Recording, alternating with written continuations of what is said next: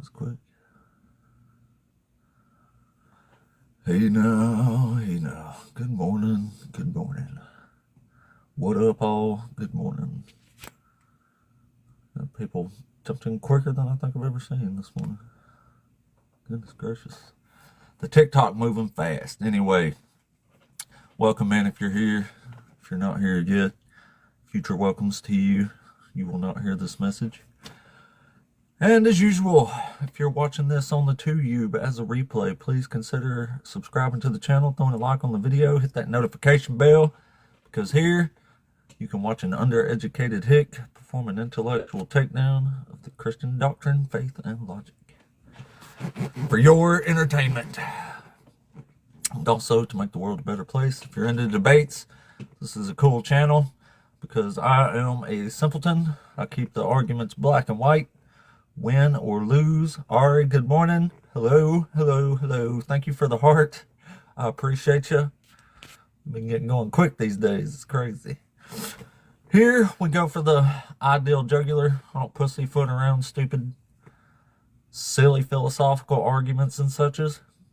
We go straight for it, buddy. We're going for the verses. We're going to read the Bible at them. That's what we do. And hopefully today will go a little better than yesterday. It was a kind of a rough day yesterday. We didn't have one single, like, I don't know, like meaningful debate. Like, not a single good one. We had several people come up. They were all crazy. They were just hollering, name calling. That's what some people do, I suppose. It's what a lot of people do, actually, unfortunately. Some people just can't handle the mature discussion about controversial issues, I suppose. But I get it. It's a tough one. But anyway, welcome in again.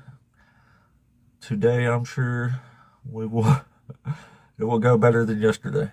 It was hard to get somebody up here yesterday. That's almost never a problem. That was the way it started, though. I have a theory about that it was probably the way it started. Anyway, today we got some little cleaner topics here, if you will. We have one. Actually, we got four today. Usually do three. God is unjust. Always the most popular. Jesus fulfills zero prophecy, our favorite. And God allows slavery, the new one. And God is worse than the devil, also a new one. Neither should be very hard to defend, even though we'll undoubtedly have to defend them, or defend those positions, I should say. Even though the Bible clearly does condone slavery, and God is clearly worse than the devil because God does a whole lot of shit that is way worse than the devil. So, there you go. Let me give me some milk here. Well, we've been on a couple of minutes now. Let's see here. St. Pezos. Let's bring up St. Pezos. That sounds cool. Sounds like a neat person to talk to. We like talking to saints, don't we? Saint, are you there? How are you doing, brother? I'm doing well, man. How are you? I'm doing good. I'm also drinking my morning warm milk to start off the day. Oh, how'd you know I had milk? You were just saying you were drinking milk, so I was like, oh, me too. Oh, did I? Shit, I didn't remember that. Damn. Well, are you over 18 and are you Yes, sir. a Christian? Yes to both. Awesome. So which one of these topics you want to debate us on today? I would first of all, before debates, can I have like a little bit of story, like what denomination, where you were raised, why you left? Who, me? Yes, just to get a good understanding. Oh, well, yeah, I was more like a Southern Baptist or Pentecostal, and I left because of the Bible. I actually started studying the Bible and scrutinizing it, and it failed quite miserably to hold up to my scrutiny. It was pretty sad. Would you okay, that's why I was asking, because some people leave because of the people and some people leave because of scripture. I mean, the people were crazy, but they were fine. They weren't like, I wasn't around like mean people and stuff, but yeah, I left because of the scripture. Like Jesus, if you actually read these prophecies, like Jesus fulfills zero prophecy. Like if you actually read them in the context, they never have anything to do with what the New Testament says they do. So I just feel like the New Testament's so like are you lying or so fully misinformed it atheist? seems like a lie. Yeah, I'm an atheist now. Okay. So yeah, I will go on the first one, starting chronological.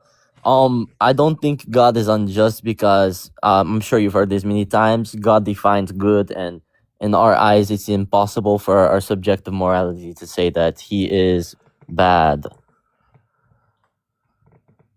Well, it's not for me. It's pretty easy, actually. What is your opinion? Well, I think God's unjust for many reasons, actually, because he deals out punishments for crimes that don't fit the punishment don't fit the crime. So that's not justice to me. He punishes people for other people's crimes. That's not justice. And he allows generational punishments as well. And none of that fits the actual definition of justice. So that's why I say he violates it. That's a good point. But I like to bring up Saint Isaac Syrian.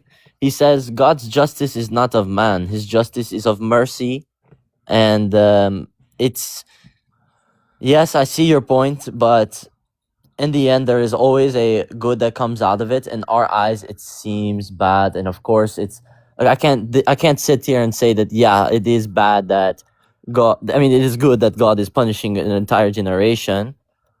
But that is in my point of view, and I do think that you know I don't understand truly what he is doing by it, and I'm kind of like limited by my own power. Well, you might be limited, but you still have an understanding of what justice is, and I don't see how you can hold God up to that scrutiny and him come out winning as a just being, especially when there's verses all through the Old Testament that says things like he slaughters without mercy. So it's kind of hard to Yeah. argue, I think. I mean specifically, I do find I'm not one of those people who think that there's two different gods in the Old Testament and New Testament, but there is two different laws. There's actually more than two laws. But before Jesus came, there was one law, and people followed and abided by that law. So, in my opinion, I'm kind of ignorant to this, but I would say that his new law, like I guess, overthrows that. I could be wrong. You might have to correct me. Well, there's really only one law in the Bible, and it never goes away. So it The depends Ten on how you look at Commandments. it. Well, Or those are just part of laws. Like those aren't the only 10 laws. Like just for example, Jesus says the two greatest commands are to love God with all your heart and mind, and to love your neighbor as yourself. Right? yes. So Well, neither one of those are the 10 Commandments. So that's true. I would say that because I will be honest, like I struggle with that too. I read the Old Testament and I'm like, oh my. Sometimes you're like, you sit back and you're like, I don't know. It's kind of hard for me to accept and believe. And some of it, I literally just like, I don't know the word for it, but like, go numb to it. I mean, you kind of have to, don't you? I would Like, there's agree. no way you're going to read this stuff and use your own understanding and get to God being just. So you have to forego all that and hold the belief anyway. Yeah, I It's mean, just like you said, you have to overlook it basically. It's the only thing you can do because you can't justify the atrocities that God's inflicted on people in this book. Not in I, any way, shape, or form. You just I, have to say he knows better than me. That's all I can say. I like I don't fully disagree with it. I think that is definitely a part of it. But like for example, like I don't know, what is like your worst atrocity that he did for you that you were reading? And you're like, wow. You mean, shit, probably Isaiah 13, the proclamation against Babylon. Even though he does the same thing to the Israelites, that's the most explicit one. But he has babies dashed to pieces. He has women raped, and he has pregnant women ran through with a sword, and a bunch of children slaughtered. Says it explicitly. Whew. Like word for word, yeah. Yeah, I mean, I'll read it to you if you if you think your ears can stand it. Yes, I'm open to it Uh, because my Here we go. Old Testament theology is not up to par. Well, here's what it says in Isaiah 13. You can read it yourself, the whole thing later, but it says, whoever is found will be thrust through, and whoever is caught will fall by the sword. Their infants will be dashed to pieces before their eyes, their houses will be plundered, and their wives raped. See, I am stirring up the Medes against them, who have no regard for silver and do not delight in gold. Their bows will slaughter the young men. They will have no mercy on the fruit of the womb. Their eyes will not pity children. This is all proclamations God's ordering them. He's Yeah, literally saying, I am summoning my soldiers to execute my anger on these people. And this is what God has them do, according to the yes, chapter here. yes, and like So, I mean, what kind of loving, merciful God would do this kind of thing to people? I just don't think a loving and merciful God would do that. Like to be honest, bro, I like don't either. I would probably I can't speak on it because I don't know. I don't know enough of this verse. I don't know enough of the chapter. But I can tell you from a human I mean, do you need to standpoint. know anymore? That's a good point. I don't. From my human standpoint, yeah, it sounds awful and atrocious, and it doesn't sound like a merciful and loving God, all loving. But like once again, I'm ignorant to it, and I will probably have to do more research, like genuinely, because I'm just a new convert recently, and I'm just finding the, you know how like Paul says you must have milk. I mean, you must have milk before honey. That's me. Like I'm just receiving my milk, and have not received like the whole food yet. So if it's okay, like I'm not trying to run away, but I would like I really not trying to run away. It's just I don't know enough. No, Um, I understand, dude. I understand. Trust me. for the third I wouldn't thing want to hear though, that shit for the first time either. yeah. For the third thing, I think I know a little bit more about it. Of how he quote unquote allows Wait, it. God allows slavery? Oh, Yeah, okay. yeah. So like from my standpoint, is like first of all, slavery is awful. Like I will just say that. The word slave comes from my country. Like I hate it. Um, but I do know that back in the Romans, back in even the Greeks, they had a different system of slavery where it's not like how we're thinking of like transatlantic slave trade and as such.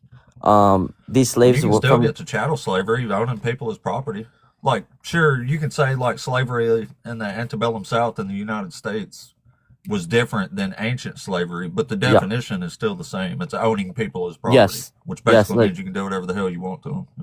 it does. But I do know also is that there is laws set in place for those where you will literally be punished from back in. I think it was. I don't think um the Romans did it, or maybe they did, but there was law. Yeah, they definitely didn't because they were not believing in God. But there was laws set in place where you cannot go against them. You can. It'd be a sin to not feed them. It'd be a sin to not, I guess, treat them as humans. But then again, it brings up the point because they were owned as property, right? They were owned as not. They were less than people, and most of the time it was discrimination. Right. Right. Well, the issue is that God is allowing this in the Bible. It's part of the law. You can own slaves. Yes, but It by never allowing once condemned slavery.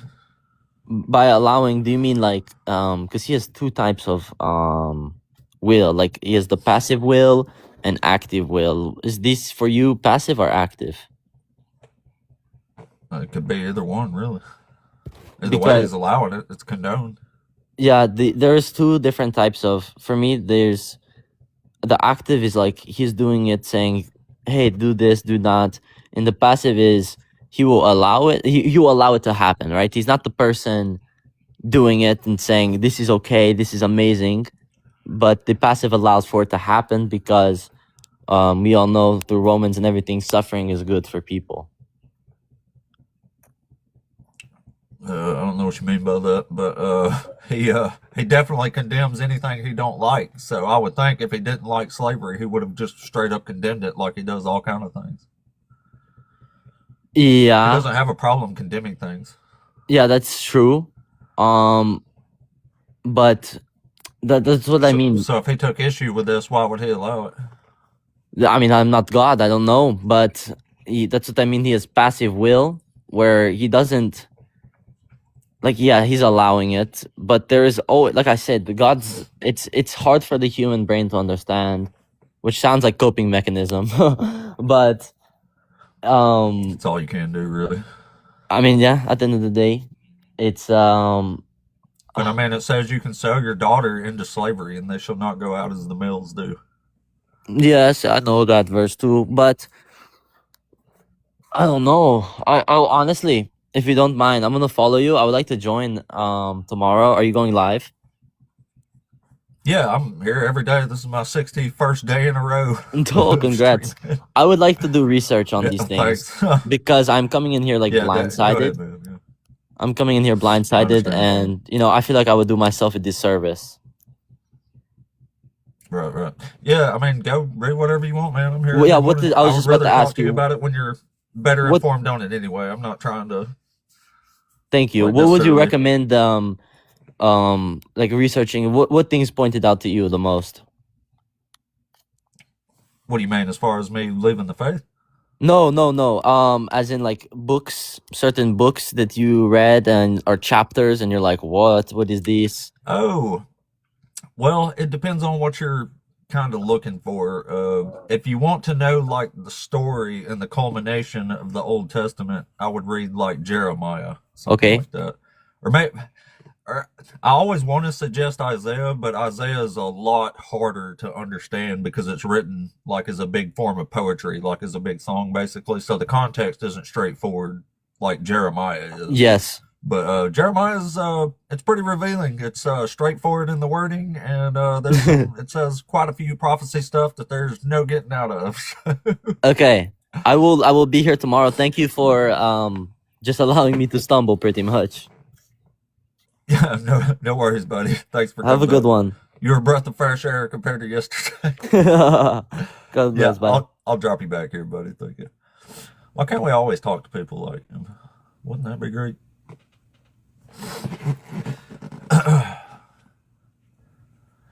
But yeah, I don't mind people going and reading it. A lot of people will say, "Hold on, let me swipe away for this for 20 minutes here." I'll read it and then come back and act like I know what we were talking about. Anyway, well, let's try the next one here. Who was the next one? Was it Archangel? I don't know if that's Jeremy or Jeremiah. Archangel, you there? Yes, I'm here. How you doing, brother? Doing good, man. Are you over 18? Oh, yes, you know that I'm thousands of billions of years and since the beginning, right? Okay, Maybe you so not you're get a it. Christian? No, no, no, no. I said since the beginning of times, since everything Okay, started. Yes, so you're an infinite age. I'm the infinite. Yes, yes. But Oh, right now on this vessel is 36. Yes, okay, on the so you're body a Christian? on what you call age, but in reality, in my reality, I have no age. It's just one day after a day, and I just have one life, and I was born one day. I wasn't born every year. I was born one day. It was just one day. I just my vessel grew and I sustained myself. So it's a different type of growth. So it doesn't go Oh, by years or by time. It just goes by okay. energy, by flow, and how I consume the energy on this reality and how I preserve my body. This is me. This is how we see things. Okay, but then if we're gonna talk about time and how we grow ourselves and how we read these books and how we read the Bible and about other people's life, but then we forget about our lives. So that's me. That's all I could say. I would say do not read books. It's a loop. That's all, brother. Like if you want to find something beautiful, it's you. You're the most beautiful thing in this realm right now, not a book. If you look at yourself, then you will realize the beauty of life. And that's why everybody trying to find the beauty of life. But then they lost themselves in the book in somebody else's life, thinking that the other people's life is more beautiful than yours. Okay. Okay, that's all, brother. You want to share something? I could stay quiet. Yeah. So are you a Christian or? I'm Uriel. Just electricity. You know what electricity is? That's what I am. You're infinite electricity. All right. Well, there's padded rooms for some stuff and some folks. Might have to check that out. Thanks for coming up, though. I have no idea what that was about. All right, let's try the next one here. How are you doing? Doing good. What's up, CJ? Are you over 18? I'm since the beginning. No, I'm just playing. No, I'm 19. I'm 19. That was funny. That guy was something So, else. yeah. So, are you a Christian? I am, sir. And Cool, can I cool. ask, are So, you which one? agnostic? Are you atheist? Yeah, I'm an atheist now. Atheist, okay. Um, so I would like to just start with I believe that I do have a a well-rounded rebuttal to each, You but cracked I would Dr. like to Josh start. up. I would like to start mostly with number 3. God allows slavery. So Okay. when it comes to God allowing slavery, so I believe that the only thing that God allows to us directly is because he loves us, and he wants us to live our own natural life, and if we choose to be separate from him, we can. I believe that the only thing that he is allowing us is free will, and I know that you can use the it never once defies slavery, but it never once endorses it or encourages it. What it does is Jesus knows, or God knows, with the free will that he gave us, we used it to take others' free will away. So God is not restricting free will, but we are using our free will wrongly to restrict it from others. And it also does not ever endorse slavery, but with God knowing that that is what we are using our free will to do, he sets guidelines. So even I believe, I can't remember it exactly off the top of my head, but it was something about like what we the what we inflict upon the slaves is the punishment that we deserve, and it was like a specific thing, like a specific pain being inflicted. I can't remember it off the top of my head, but are you familiar with what I'm speaking about? Not really. No, okay. So I could try to find the verse. That would probably take a minute, but that is just kind of my argument. That's what I would have to say. So what would you say to that? Well, if by endorse you mean say you should do this, then I would say, yeah, the Bible don't necessarily endorse it, but God Mhm. definitely allows for it because he definitely does not say you cannot own slaves. So he definitely condones slavery by simply allowing it. He's allowing people to do this in God's good graces. I don't believe that it's in God's good graces because it was I think Does there was God get also mad if you own a slave? he gets mad if you, and this is going to sound bad, this is in the Old Testament again, so this is before the coming of Jesus to to reveal us like the new law, and also to obviously relieve us of our sins. So that's spoken of in the Old Testament, but it was also like a certain time period. And again, this sounds like slavery is an awful thing, it's horrible, but without the guidelines that God provided, every slave would be being beaten and killed, and there would be no punishment. So he They were getting beaten introduced a anyway. punishment. Well, yes, but that's against God's word, so God's not supporting that whatsoever. Yeah, And I'm not God saying that says you can beat them as long as they don't die within a couple days. that was the time. Yeah, so that was the time period that I was talking about, which So is you still can beat an somebody evil pretty action. dang bad, and they'll And still again, survive. this is, I don't think it doesn't mention slavery one time in the New Testament, right? No, it does. It does. Where do you have the verse? Well, it don't have to mention it as a law because the laws are all in the Old Testament. It'll just say if you keep the law, you can look in the Old Testament.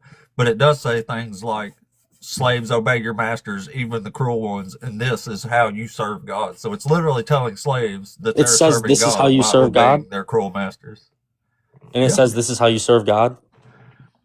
Well, I believe Yeah. that he's also in a way. So when it comes to the free will argument of it all, from what I said, and this ties into the next point. I'm just like kind of trying to reinstate this a little bit. So when it says when I'm saying that God gives us free will and we choose what to do with it, when I say that, I mean obviously God is all knowing. He knows the outcome. When he puts a baby into this world, he knows the outcome of their entire life, not because he was there and came back, but because he is currently witnessing it at the same time he is currently witnessing what's happening this very moment, because he's omnipresent. So I guess what I'm trying to get at here is shit, I kind of forgot where I was going with that.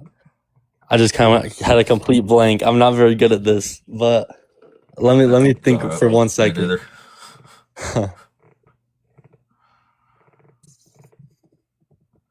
Okay, yeah. So that's where I was going with this. So when it says slaves obey your masters, are obviously every single life on earth is precious. Those slaves, they, as crazy as it sounds and as bad as of a person I sound saying this, the slaves do have free will given from God, but their free will is being restricted by other humans wrongly using their free will. So And, Yeah, and when he because says God to allowed obey them them, to do because that. God does not allow the direct act of slavery, but he allows. Yes, Or he does. I think the Bible does not state anywhere that you can directly. I believe that you can own slaves. I think it just sets the guidelines, right? Am I correct on that, or does it directly Nope. say it somewhere? No, unfortunately, you're not. So it does say it directly that you can own slaves. Yeah, it says you can sell your daughter into slavery, and she shall not go out as the male slaves do. Okay. So, according to God, you can sell your daughter if you want. Here, 1 second. Here, I'll read you this passage real quick. This is Yeah, from I'm trying to Leviticus find. 25. It says, as for the male and female slaves whom you may have, it is from the nations around you that you may acquire male and female slaves. You may also acquire them from among the aliens residing with you and from their families who are with you, who have been born in your land. They may be your property. You may keep them as a possession for your children after you, for them to inherit as property. These you may treat as slaves. But as for your fellow Israelites, no one shall rule over the other with harshness. Okay. If you wouldn't mind, could you, because you said that it does refer to slavery in the New Testament. Do you have that verse by chance? I don't know off the top of my head. I can look at it. You're talking about the slaves that obey your masters? Yeah, in the New, just anything where it does mention it in the New Testament after the coming of Jesus.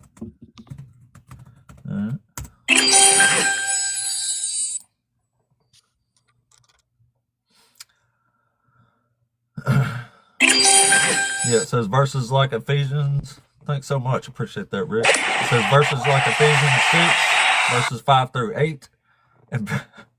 And Peter, 1 Peter chapter 2, verses 18 to 20, it says, in the Bible, instructs slaves to obey their earthly masters with respect, sincerity, as if serving Christ, not just to please them, but to do God's will. Okay. But God also, and I'm not saying that he's contradicting himself, but he also does say to love thy neighbor as oneself. And if you do not do this and you don't repent for it at the very least, then you are going to hell. So if you are owning a slave, you're not treating them as you would yourselves. And if you're beating anyone, so you will be going to hell. They're slaves. But I mean, you would be going. God don't care about treating slaves or having slaves. Like, he made his own people slaves on several occasions. In All in of what them. way? Well, except the ones that like died and got scattered. In what? Where did he Yeah, have you ever his own people? have you ever heard of the Babylonian exile? Oh, okay, yeah. Okay, yeah. I mean, He you do literally made them slaves in the exile. He says he put the chains around their necks. Yes, and I honestly, I know exactly what you're talking about. I don't have many good rebuttals or many verses that I could refer to off the top of my head without doing more research. So, do you do these lives? Honestly, there's not any this, good rebuttals. It's too straightforward. Do you have any like lives like this often? Because I would love. Every day. Okay, great. Like, is it the same prompt? For the most part, yeah. Okay, so then this is the first time I've actually put God allows slavery in one of the topics, but it usually comes up all the time anyways. Okay, well then I would love to grasp like a further education before I come up again, because I don't want to be speaking on behalf of anything that's not God's true word. So yeah, but thank you for explaining that to me and giving me something to question. So I appreciate it. No problem, man. All right, you have a great day. But yeah, I'm here. You too, buddy. I'm here every morning. This is my 61st day in a row of streaming this shit. And where the hell are these nice Christians coming from today? Where these nice rational Christians? Where the hell were y'all out yesterday? Because yesterday was insane. Holy crap. Anyway, thank you guys. Thanks for all the screen taps, the likes so far. We've only been on for a minute. We've already had 2 really cool folks come up, so it's pretty wild. What up, P. Mars? See you down there. What's happening, dog? I tried to talk to you, man, Darth, a couple times, but it didn't work out too good, which is strange because last time I talked to P. Mars, it was for like 45 minutes. Like, I thought it was a good conversation. Darth, maybe the student passed the master there. I don't know. It's the only logical inference, isn't it? All right, let's bring up the next one here. All right, who's this? Sheen, are you there? Yeah, man. Before we get started, I want to tell you right now that I don't have a religion. I have a relationship with God. It's a big difference. So I wanted to start that off by So by you're just you're clearing over that up. 18 and a Christian, right? Though. No, no, Or no. I studied the Word of Christ. You know, his teachings okay, is amazing. It's amazing teachings when you're following it the right way. It's amazing close enough, teachings. But close enough. listen. I wanted to say this to you, man, and it's sad they don't teach it. That's why I came on. Do you know in Rosewood, even in the book and even in the movie, there were good white folks that protected black folks for the Ku Klux Klan to get in that town. I didn't even know that. Good white folks exist, and they don't teach that shit. There was a lot. If you ever read the if you ever saw the movie Rosewood, or if you ever read the book, is better. The book is better. I never knew. I never to this day. I never knew because they teach it wrong. They say all white folks was racist. That's bullshit.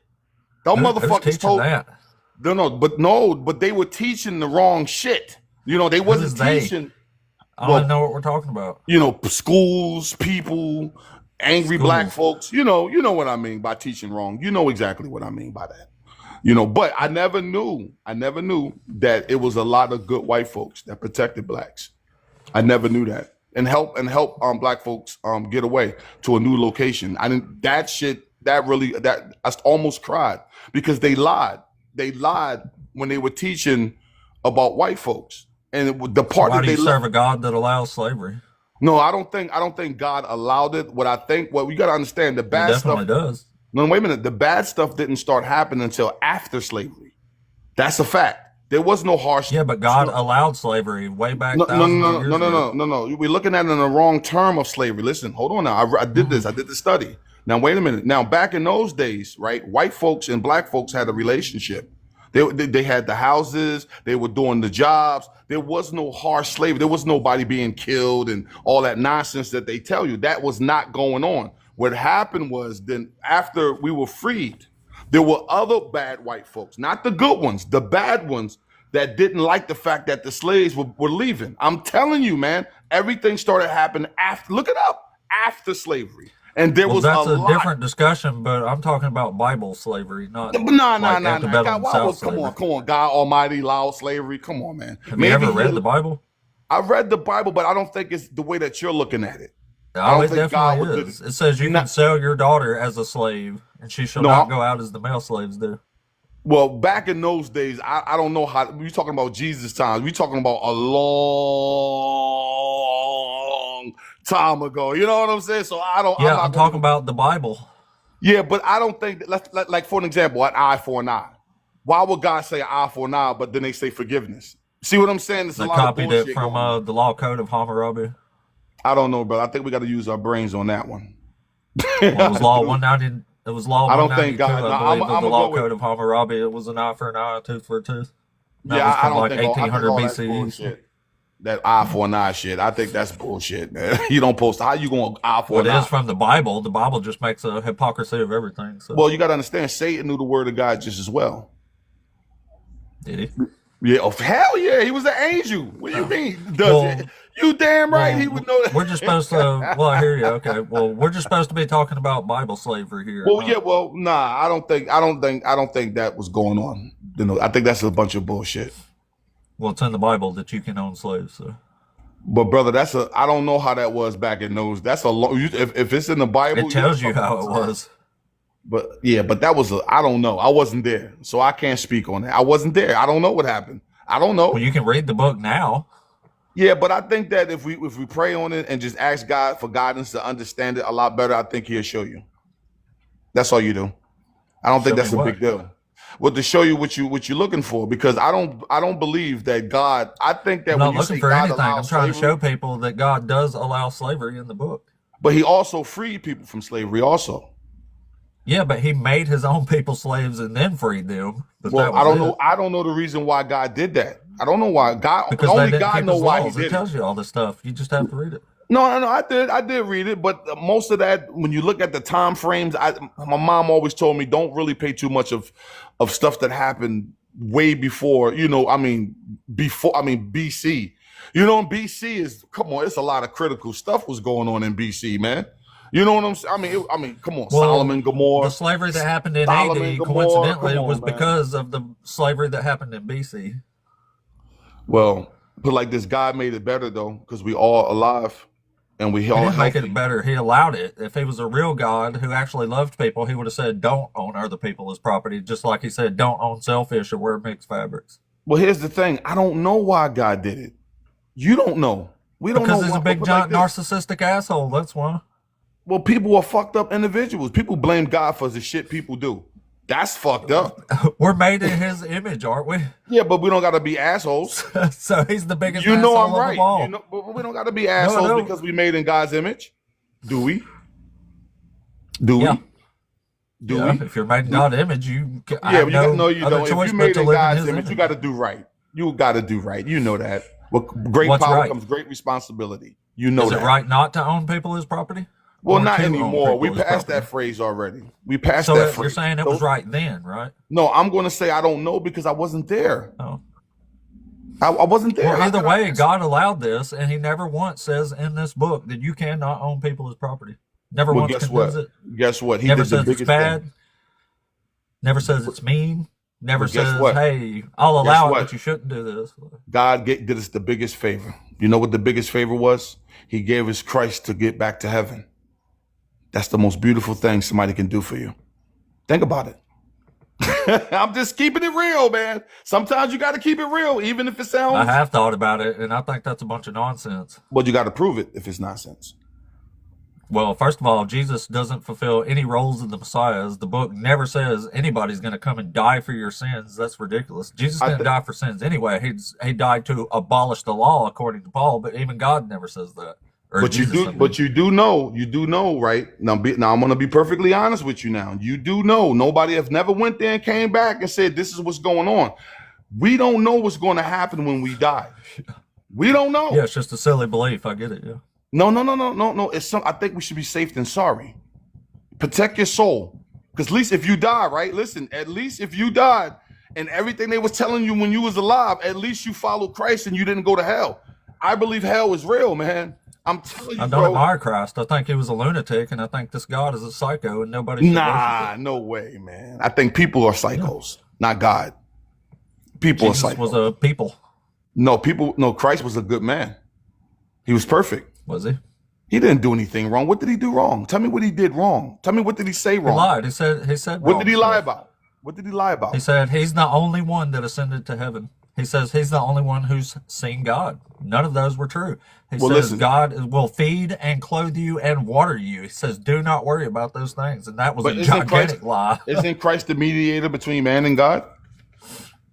It's supposed to be. It's supposed to be God himself, according to the law. Okay, but so what if God did walk the planet? Look how we talking. So, still didn't know That what he was would- that talking about. I wouldn't have be no good. reason to think that actually happened. Well, I think God, if it's God, God could do whatever he wants, when he wants, and how he wants. He's God. Yeah, doesn't mean he's worth worshiping though. Oh, come on, man. He created Satan. You know why Satan got kicked out? Because his pride. That is the worst thing you can have, is too much pride. Jesus It's okay says to have- Satan was a liar and a murderer from the beginning. So if he was a liar who and a did murderer Christ from kill? the beginning, then Hold on, God what made did- him to be that. So Satan is just God henchman in that regard. But who did Christ kill? And God He is killed- 1,000 times worse than Satan in the Bible. Nah, no way, man. Name one woman that Satan has great, and I can show you a lot that God has great. Well, put it like this, man. He taught us my mother taught me about the woman. And I think I'm going to believe my mother about the woman. Okay? My mother's a What woman, so I'm woman? going to believe her about woman, just a woman, period. Okay, well, show us any woman in the Bible that got great on Satan's orders, and then I'm going to show you thousands of them that got great on God's orders. Okay. This is what I'm going to say to you, brother. There's no other name given to us that we must be saved, brother. Look at the world we live in. Look at the past. Look at all the evil stuff people have done. Think about that. God knew that was going to go Look down. at all the evil stuff this God does. What did does God do? this. What did he do? What did he do evil? He has Tell me. women raped. He has babies bashed to pieces. He Hold has on. He pregnant did. women So run God, through with a sword. you sure that wasn't Satan? I'm positive. Well, you got to prove that was God. I will. And when I Oh prove well, it's God, hey, are you all I'm going gonna to say admit is you're be wrong and careful this what you God's say. awful? The I'm worst thing. I'm not Be worried about careful it what at all. you say. All right, brother. Hey, listen, brother. Listen. If you can prove it and you got solid proof these things happen, then brother, I wish you the best of luck, man. But I'm I telling want you, to prove it to you. you don't have to prove it because I know why I'm here. I know why I'm here. I know why You're here I'm here. to Why I'm talking put your to you. fingers in your ears and not listen to me? Nah, I would never do that to you. I love you, my brother. Why wouldn't I do that? Well, Because you I'm want me to black. prove God does You this? white. Well, show me. No. No, I want you to prove Color to don't me mean shit to me. I only that see God is humans. responsible for the shit man do. That's what I want you to prove. Okay, so when I prove to you that God is the one doing this, you're going to admit God's awful, right? No, I will never walk away from God because only God That's knows the the reason why cult he do it. mentality in you, man. No, it's not, man. Your idea is. of God could be different from mine. That's all. Well, I That's can all read that- what the that's all book it is. says, and the book says God is the one doing this. He is the one that ordered this on these people. Man, listen, there was a lot of bad things going on in those days, man. You had a lot of Because God made homosexuality. bad things go on. God is not responsible for the decisions that man do. Well, hold on. Listen to this. We're verse not here. puppets. It says, I We're not on- myself have we're not commanded on my strings, consecrated man. ones. I have summoned my warriors, my proudly exulting ones, to execute my anger. So who is the one summoning warriors and having them execute his anger? I have no idea how that's going down. It's God. I don't know, man. So have you read this book? I believe that God punished people for being disobedient. How about that? How about that one? Yeah, he is. That's what. Yeah, he's punishing. So you're people mad right at now. God. So let me get this straight. You're mad at God because God punished people for being disobedient. Is that what you're telling me, brother? That's that's the form of punishment he's inflicted on people. Like that. Nah, man. Nah. I'm getting the fuck out of here. You can't do that, brother. I like you. All right. I watch your live a lot. I like you, but brother, Well, I appreciate you come on. watching, man. But yeah, well, if you're gonna get out of here, then get out of here. But if you can't, if you didn't come up for the conversation, then there's no point in being up here, man. Sorry. And yeah, God is definitely the one ordering these atrocities inflicted on people. It says it straight up. You can be in denial if you want, but it says what it says, and it is what it is, because God says, I am the one making all this stuff happen. And again, being punished isn't necessarily the issue. It's the punishments being inflicted on people, and especially people that didn't have anything to do with the crime that God's so angry about, I suppose, there. Yeah, I think it was, honestly. Who said that? McAllister, I do think, yeah, he was definitely... He knew it was coming. He had to run. I think it's what happened there. Sorry to say, man. That's just the way it seems. I'm just calling it like I said. All right, let me get me some milk here. I love milk.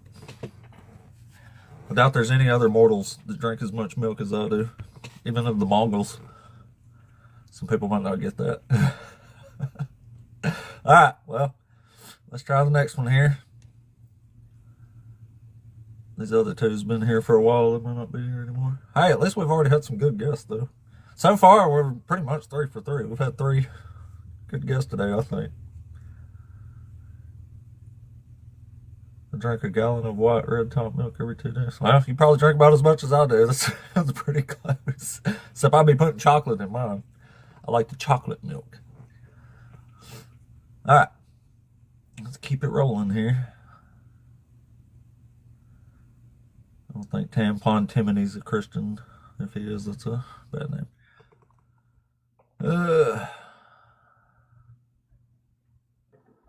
DD? Hello? Yeah, I'm not opposition. I was just gonna tell that guy that. What? I think your signal's really bad there, man. All right.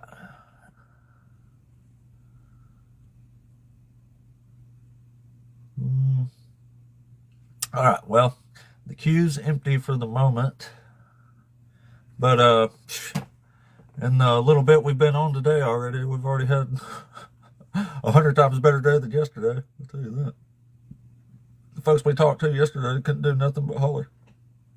So it's a breath of fresh air, breath of fresh air that we have today, as good as it is today already. But anyway, if you're a Christian, come on up. We want to talk to you. If you are here, please tap that screen for me.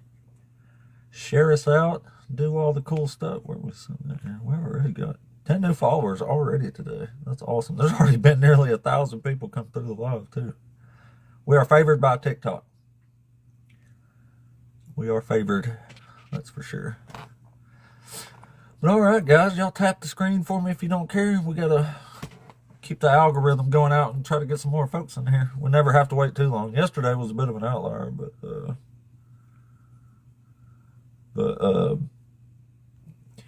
normally we never have to wait too long to get somebody to debate in here. Especially today that I've got the tone down the topics just a bit, I think. But that's 3 for 3 who come up to say God sort of allows slavery but don't really condone it, so I'm not really sure what they were totally going for there anyway. But the first 2 callers had to go do some more research, which I actually respect that. All right. Good morning, Mesa.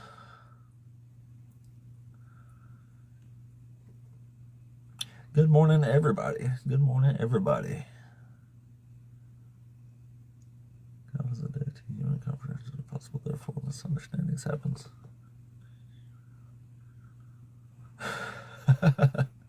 Some people say such strange things. It's crazy when you do a show like this and you talk to people, you have these kind of understandings in your head, like you almost expect people to say crazy stuff. And then some people come on and just shatter your expectations of what you already thought crazy was, and it's a bit depressing, honestly. It's a bit depressing. Like, I get why some people that do this for a while end up just kind of being bitter and angry. Loses their faith in humanity. It's hard to hear sometimes, man. It's hard to hear the things that humans will let slide on other humans. Especially like in the political landscape of the U.S. today. Like, what the fuck is happening, man? Like, people put their hypocrisy on full display all the time. Anyway. Oh, thought we had one, but we... Or did we? Oh, we do. Zachary, you there? Hey, what's up? What's up, man? Are you over 18? I'm 29. Awesome. Are you one of the Christians? I'm a Christian, yes. Cool, cool. So which one of these topics you want to try to debate us on here today? No debate. I just have a question. Oh, you just want to like interview me? Yeah, I wanted to ask you a question. What's your opinion on Anonymous? Anonymous what? Anonymous Ex Legion. I don't know what that is. So there's a group out there that revolutes against the government on purpose, trying to establish that new world order for the power of the people thing. They say they are anonymous, they're legion, they don't forgive and they don't forget, right? So it says expect them and all that. The Guy Fawkes mask, V for Vendetta, anarchy symbol, No King's Protest, Antifa. Anonymous itself is anti-fascist because they're, protesting against the government because they don't believe in established governing principles. Like, they believe in anti-establishment, like establishing anti-authoritative government, which basically means power to the people, right? But we know that everybody believes something different. So if there's power to the people, there would have to be some kind of world religion where everybody is worshiping each other, right? But according to what the Bible says, in 2 Thessalonians 2:3, it states, do not let anyone deceive you in any way. Because, people are talking about like the day of the Lord happening, right? And like Jesus coming back. Well, it says right here, this is a specific sign. Do not let anyone deceive you in any way, for that day will not come until the rebellion occurs and the man of lawlessness is revealed, the man doomed to destruction. But how do we know what rebellion that is? You know what I mean? But it's like Anonymous is literally a representation of Satan's face. No I kings. think Satan's 1,000 times better than God in this book. That doesn't make any sense. That's actually Where one did of you my get the topics. information about God is Satan? worse than the devil. That's a lie. What? Satan's Not a name lie. came from the Bible and information provided by God. So, I mean, to say that Satan is better than God is a fallacy. Well, Ultimately, you could Satan argue failed. that Satan is responsible for the death of 10 people in the Bible, and God is responsible for what's likely millions of deaths in the Bible. So, Doesn't mean that God's evil. yes, it does. It does evil No, it shit. doesn't. It does. I mean, I just gave you the information that a rebellion's occurring. No kings, LGBTQ, Anonymous, Antifa. Anonymous itself is Antifa. Sounds like modern conspiracy theories Queers to against me. I'm fascism. just going about the book. All right. Well, I mean, you can mute me. Just do some research. I have a video on my page. You can check it out. I'm trying to bring people clarity and understanding to see exactly what's actually happening. So, I mean, you can keep muting me and doing that. I'm just trying to say, hey, Jesus loves you. You're eternally saved. Don't trust Anonymous. It has something to do with the Antichrist. I don't even know who Anonymous is, so. Wow. Oh, I didn't even notice that. Didn't even notice. Well, I thought we might could get him to God being evil for a minute, but that's the only reason I kept entertaining that, because he did get to something in the Bible, but a little crazy there, though. Yeah. All right, well, let's try this next one here.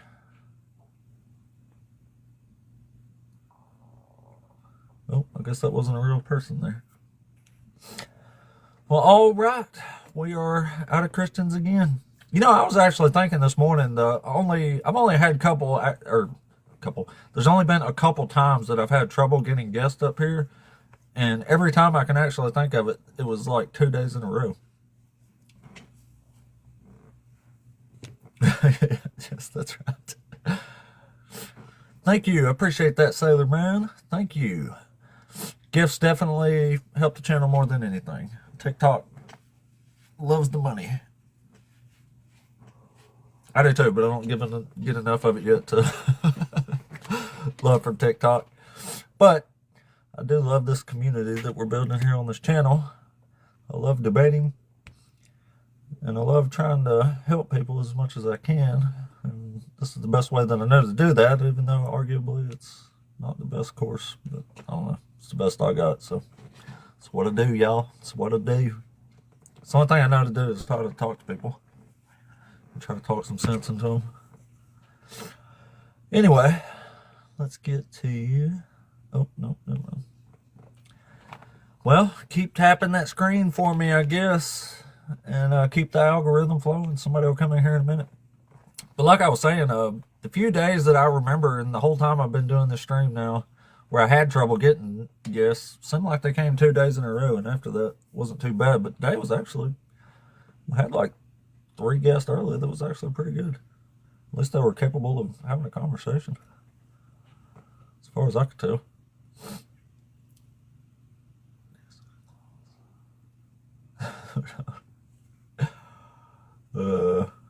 Interesting.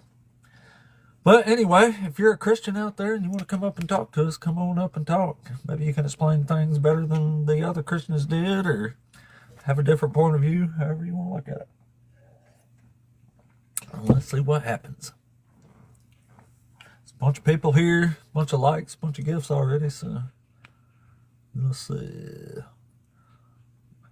The algorithm's pumping us out just fine, so we just need some Christians in here to talk to. So I guess we gotta get pumped into the Christian feeds. Type Jesus in the comments and post it a bunch of times. Or comment Jesus, the word Jesus, or name Jesus, whatever. It'll pump us out into the Christian algorithm, I think. Yeah. Sorry, my nose is still a little runny. Yeah. Yeah. And if anyone has trouble seeing this, for some reason, it shows me one thing, but other people see it different, apparently. So the topics for today: God is unjust, always the most popular, usually. Today, the slavery thing has been. But Jesus fulfills zero prophecy. That's our personal favorite. God allows slavery, of course, and God is worse than the devil. All these topics kind of tie into each other a little bit, though. So anyway, if you're a Christian out there and you want to come up and talk with us, come on up and talk with us. That's what we welcome here. It's what we need on this channel, because this is a debate channel. So we need folks to debate, or else we don't have much of a channel, sadly. You are a leer. You were, what does that say? You haven't read the Bible. You were never a Christian.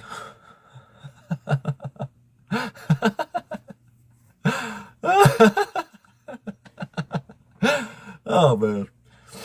The religious folks are the best mind readers, aren't they? Just request on touch one of the little squares there, and it'll request you up there, buddy. Yep. Keep laughing. You don't know. I don't know it's true. You're the one. You're either lied or so delusional you think you're telling the truth. Because people don't read other people's hearts and minds. So the fact that you think you can just makes you crazy, and not me. And coincidentally, I read the Bible here every day in front of a whole bunch of people. So congratulations. You don't know what you're talking about, crazy lady. Anyway, yeah, just touch one of those boxes over here on the side if you want to come up. That's how you request up, and I'll bring you on up. I am mad at God. I hate it when this God has babies dashed to pieces and women raped. That's a evil, awful deity to worship. So yeah, I am mad at God because God's evil, and I hate evil things. I get mad at evil actions that God takes. Good morning, Chauncey. That's right, Mr. Hellmate. He's in Hell Room 404. I'll be in 405. Thank you guys. I appreciate all the shares and likes and stuff. Keeping the channel's algorithm flowing. Yeah, I mean, you could request up and come justify your position more than comment chirps, but that's all right. But yeah, if you want to request up, just touch one of these squares over here on the side. That's all you got to do. And I'll do the rest. And then we can have a good old conversation. I'm one of the few atheists that'll bring people up here and not holler and name call at them. Sort of did yesterday, but that was a special case. Forgive me. Forgive me. My anger had peaked. Hey, ladies, and thank you, ninjas. Appreciate that. Hey, let's read some verses from the good book here. The good things that God orders to people. It says, whoever is found will be thrust through, and whoever is caught will fall by the sword. Their infants will be dashed to pieces before their very eyes. Their houses will be plundered, and their wives will be raped. See, I am stirring up the Medes against them who have no regard for silver and do not delight in gold. Their bows will slaughter the young men. They will have no mercy on the fruit of the womb. Their eyes will not pity children. This God don't give a flying shit about murdering babies and pregnant women. So this God's an awful, awful deity to work with. I'm ignoring comments that are based on emotion and anger. Oh, that's funny. Well, you're taking that in context. Yes, I took that in context, unfortunately. Oh, that's funny. Yep. Anyway, if you're a Christian and you want to come up and talk to us, come on up and talk to us. You can explain to us how any of these actions are just or love or evil or good or anything of the sort. We would really like to know. Because otherwise, Christians, it just seems like you're worshiping this evil deity and calling it good when it's clearly not, which just makes people look silly.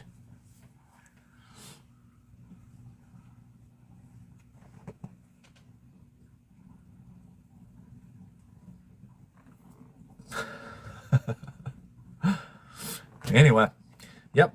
Y'all tap that screen there for me. Makes a big difference. Yes, if you tap the screen, it makes atheists cry, and it tears their wings off. What made me turn away? Am I the one you're talking to there? The Bible did. The Bible, and once I actually started reading the Old Testament, seeing these horrible, horrible things that God does to people, there's no way this deity is loving or merciful or anything else. It just seems to be straight up evil. Narcissistic liar. I hate to say it, but I think I can back all that up. So, but anyway, I appreciate all of y'all. We'll give it let's see here. What time is it? We'll give it like 10 more minutes. I'll give it to 8 o'clock. If we don't get somebody else in here to debate, I'll do a restart here, because we still got a little while. Got a couple more hours I can be on.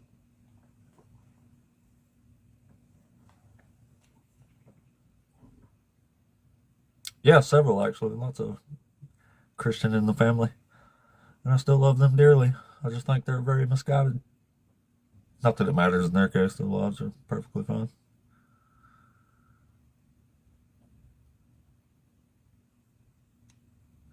Yeah, Catholics don't seem to like reading the Bible.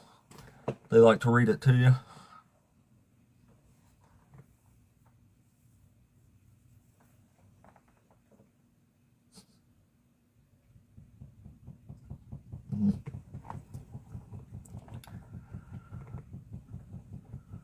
How can I what? Shit. How can you comprehend the ways of the Most High? I can't comprehend his ways. What I can comprehend is what he does to people. And it's not good. No way in hell dashing babies to pieces is doing anything for anybody. Except making this God look really, really horrible. Big bollocks. I don't know. Big bollocks, you there? Yo, what's up? What's up? What's up? Are you over 18 and a Christian? Yeah, I'm 25. I'm Catholic, and Catholic. yeah, I want to ask you, yeah, what are you gonna say when you're at the pearly gates, yeah, and God or your man, what's his name, who's at the gate, is asking you, bro, why were you chatting the most shit when you were alive, like? Oh, well, because I read the stuff that God does to people, and so I'm pretty vocal about it. And you say you was a former Christian, so like, when did you give up on Christianity? When I saw what this God does to people. When was that? There's Like, no- how many years ago? Oh, let's see, 42, I don't know, about 12, 13 years ago. Okay. And will you, let's say you're wrong, right, and there is a heaven and there is a hell, and you get sent to hell for being like a disbeliever and blasphemy and all that shit. Are you gonna be pretty sick? Like you're not gonna be too happy with that, are you? I'll be happy with my decision I made, because I have to sleep at night. And there's no way I'm worshiping this God, even if I do go to hell. I think I'm justified in my Wait, reading of the word here. Okay, are you saying that there is a God is real, but he's cruel or something? Is that what you're saying? I'm saying if he is real, this is an evil, awful deity, and nobody should ever worship this deity. Whoa. I don't appreciate the way you're talking about God Almighty. Sorry. I don't appreciate the way you're saying he's good when he's clearly not. Wait, what's he done that's bad? He He's has given us women free raped, will. he has That's all babies he's done, dashed to bro. pieces, he has pregnant women ran through with a sword. I mean, they probably deserved it, bro. If They God probably says deserved it. if God says they deserved it, who am I to judge?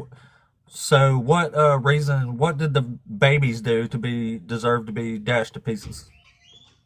I'm not familiar about that, bro. But Well, you said they deserved it. Which well, was what a story fucking is that? disgusting thing to say, so. No, I was saying about the women. What story is that? It's in Isaiah chapter 13. It's chapter 13. I haven't read that one in a while, to be honest.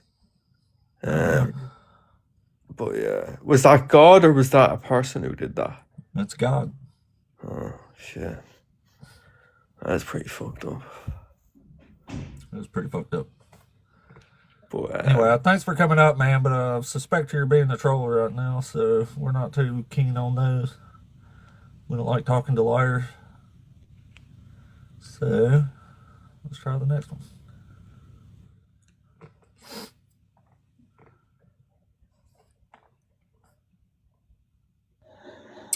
Jason, you there? Yeah, good morning. Good morning, buddy. Are Can you you hear me? over 18? Yeah. Oh, yeah. Awesome. Are you one 51 of the years Christians? old.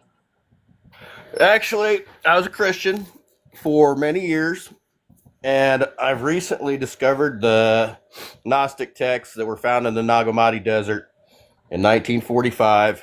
I had a near-death experience in my early 20s. I went through the tunnel. I seen the other side. I seen pretty much everything, all the way to the monad. I've seen the demiurge. This is not God's creation. This world we live in is the product of the demiurge. The demiurge is Yaldabaoth. This creature was created by Sophia, the great wisdom. What are we talking about right now? It's Gnosticism. Christianity Well, we're is just debating fear-based Christians in control. here, man. Yeah, it's all fear-based control.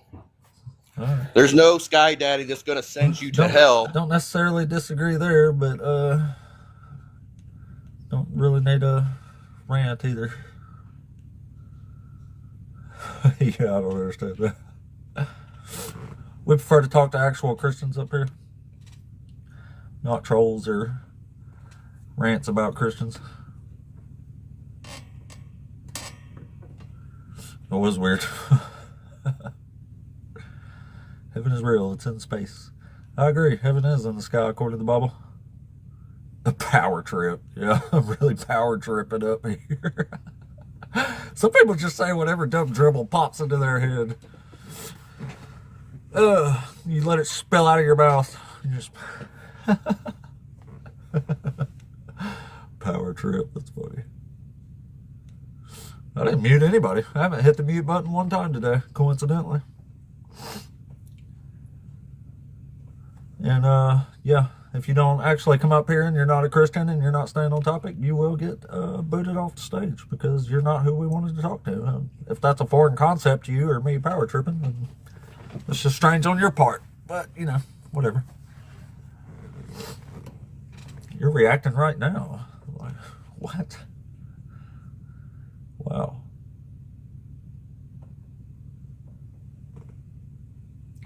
Jonathan and David. Do you mean David as in King David? I guess I don't know much about Jonathan. Never got asked about Jonathan and David. Not the same sentence. Oh, King David. I mean, King David. What can you say? He committed adultery with Bathsheba and had her husband Uriah the Hittite unalived. So in order to punish David for this, God unalives an infant child and has 10 of David's wives raped.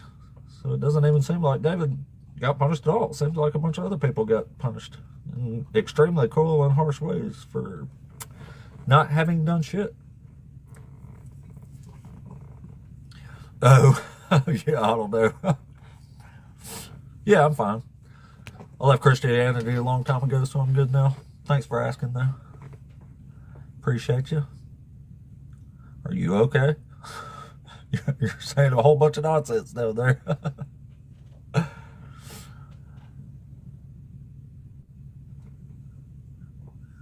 Who did Jonathan represent? I have no idea what you mean by that. Y'all can come up and talk if you want. I don't know what you mean by most of these strange questions. Anyway, if you're a Christian and you want to come up and have a conversation, come on up. You're who we want to talk to, as long as you are capable of an actual conversation and staying on task. That's all we ask. Nobody in the Old Testament represents Jesus. That's hilarious. Nobody's mad at God. We're mad at his mindless followers that try to inflict their nonsense on the rest of the world. So we're up here combating that.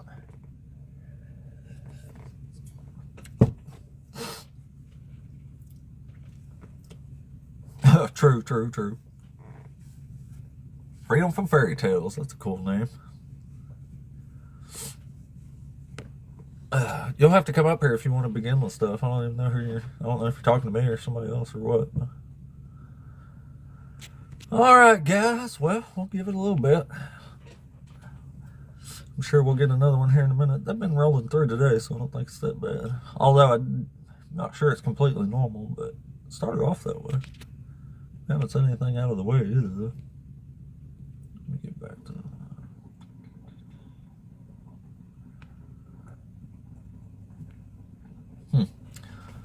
Well, tap that screen for me, guys. Share us out. Well, Jesus is God in the flesh. That's absurd. It's certainly not.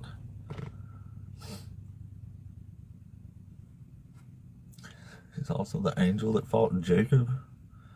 That wasn't an angel. That was God himself. Jacob wrestled with God, not an angel. Like, where do some of y'all even get these stories? Like, I don't understand how people get so mixed up.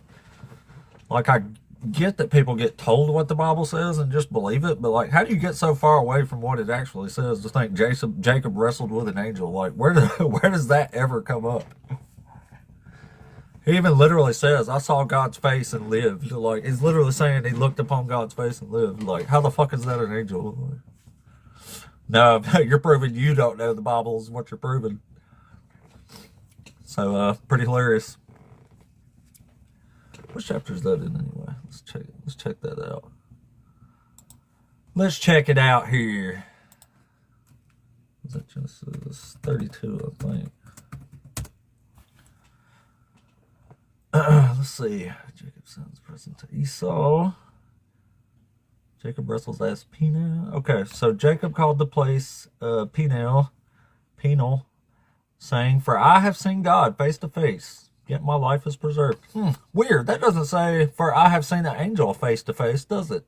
Well, let me read it one more again to make sure. Maybe I didn't read that right. It says, "For I have seen," what is this word here? G-O-D. What does that spell? Does that spell good? God, that's right. Doesn't look good for the crazy ladies in the comments there.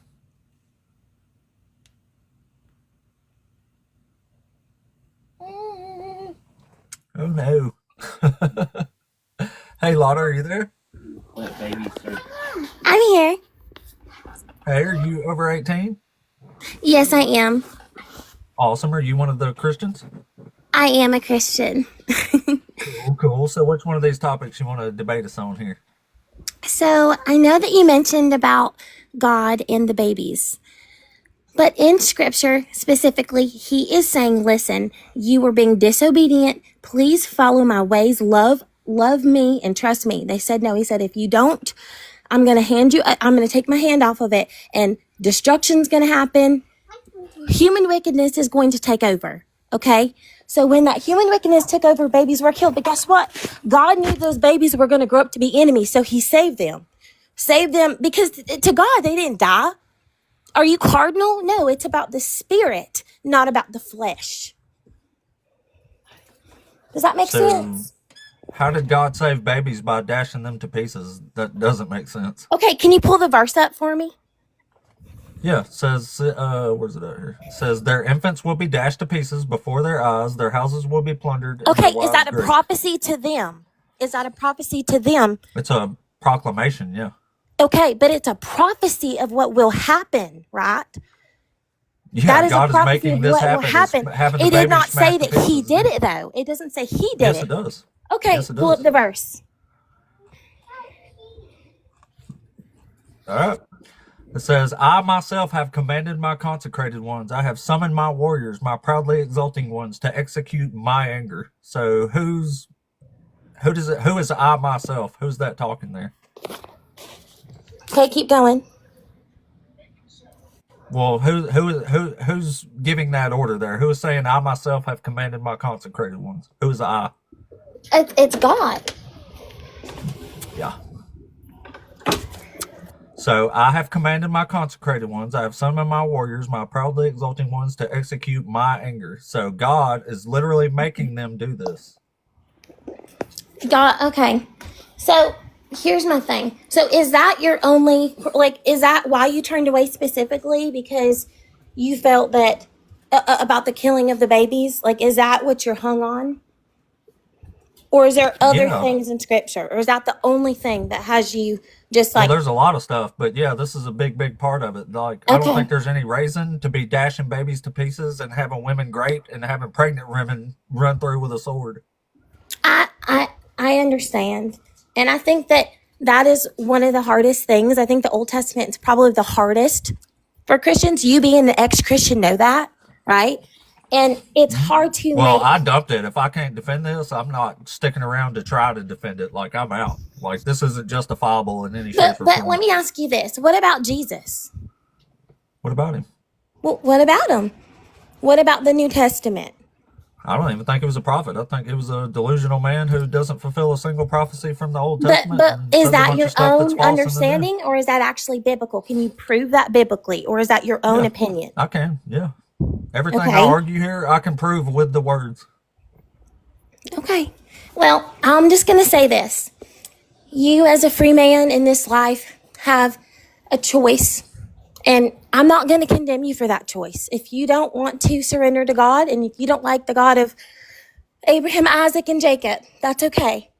But this is my prayer for you, is that you would seek his face and that you would surrender. And it's not about, Why would I it's about surrender to this surrenderance. baby bashing God? No, it's not about that. It's It not. is It's about about the that heart. because he does this Because constantly. the heart of men is wicked. The heart of all of us The are heart of wicked. God is wicked according to the book. It's not wicked. It If is. you God were, is listen to literally me. commanding these If we atrocities okay, let's over let's and put it over like and over this. again. Let's put it like this. If you were God, okay, and all of this was happening, would you just let chaos ensue? No, I would actually run it like I promised to run it. I would actually be merciful and forgetting and set up a system where people are actually happy and Okay, but don't what about suffer. the Is what I fall? would What do if about I the was fallen God. I mean, angels? maybe What that's about just the me. rebellion? He gave free What about will. him? Like, God So knew now all he's this was having going to to solve happen. It's all not of a these secret to him. problems within the system.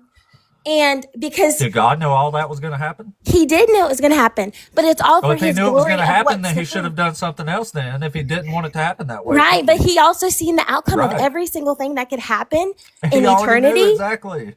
Right. Yeah. So he knew that if all of this came to pass, what would happen from that would be made manifest. And it did. It was fulfilled. Jesus Christ Exactly. came These for babies us. were dashed to pieces. These pregnant But the women were run babies through with a are sword, not and dashed. these women were The raped. babies And are God knew it was they're going with to God. happen, and He didn't do squat about it to fix it.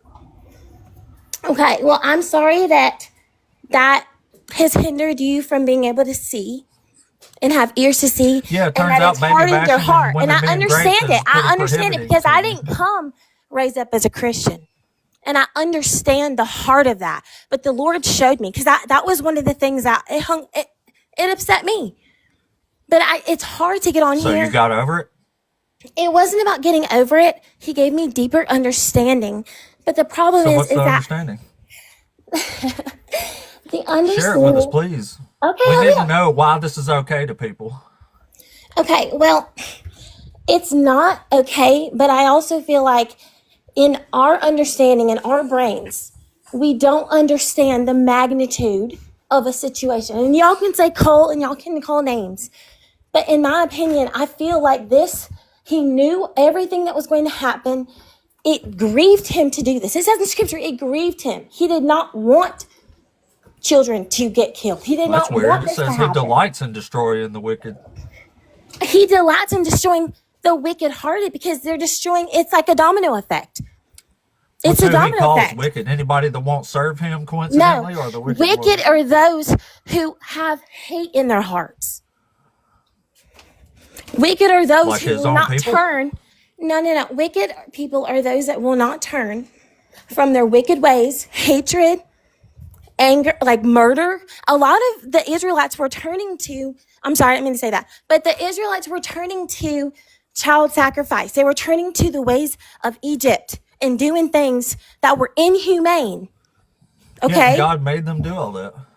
He did not make them do all of that. You want me He to was read it to you? grieved by them. He literally divorced them because he You said, want me to "You read it to you? wicked people." Why would he divorce Israel You want me to And read it he to you? condoned everything that they, like, I understand he had the commands towards them and was like, we're going to destroy the He wicked. literally says, I gave them bad commands and ordinances in order to terrify them. He's literally saying he gave them bad commands so they would mess up on purpose, so he could proclaim his name and glory through their being screwed up like that. Uh-oh. She disappeared, y'all. I don't think she could handle that was a torrent of bad information. Indefensible positions. Yeah, sorry, Lana. I don't know what to say about that. All right, let's see who's next here. Certainly somebody can do a better job.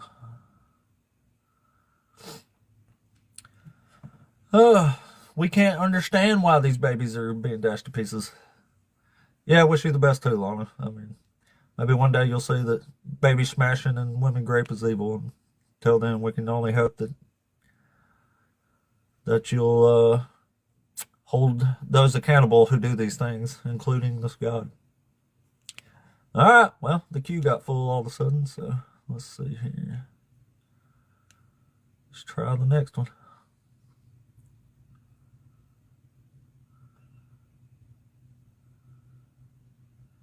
Yeah, no worries, bud. I wish so too. We don't all speak the same language, unfortunately.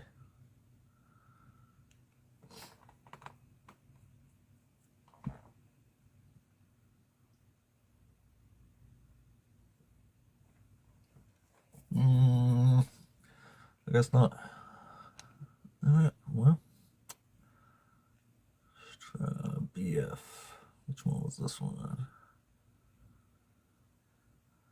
Come on in. You Yeah. cannot argue with somebody who doesn't want to believe.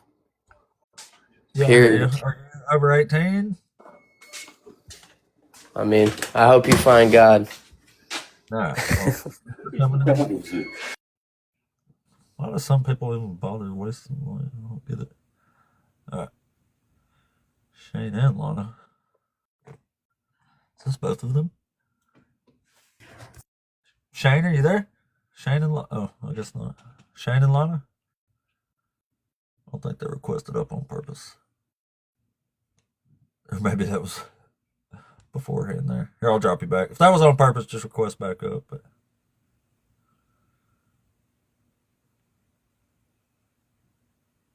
yeah, no worries. I mean, we get it, Lana. You can't necessarily.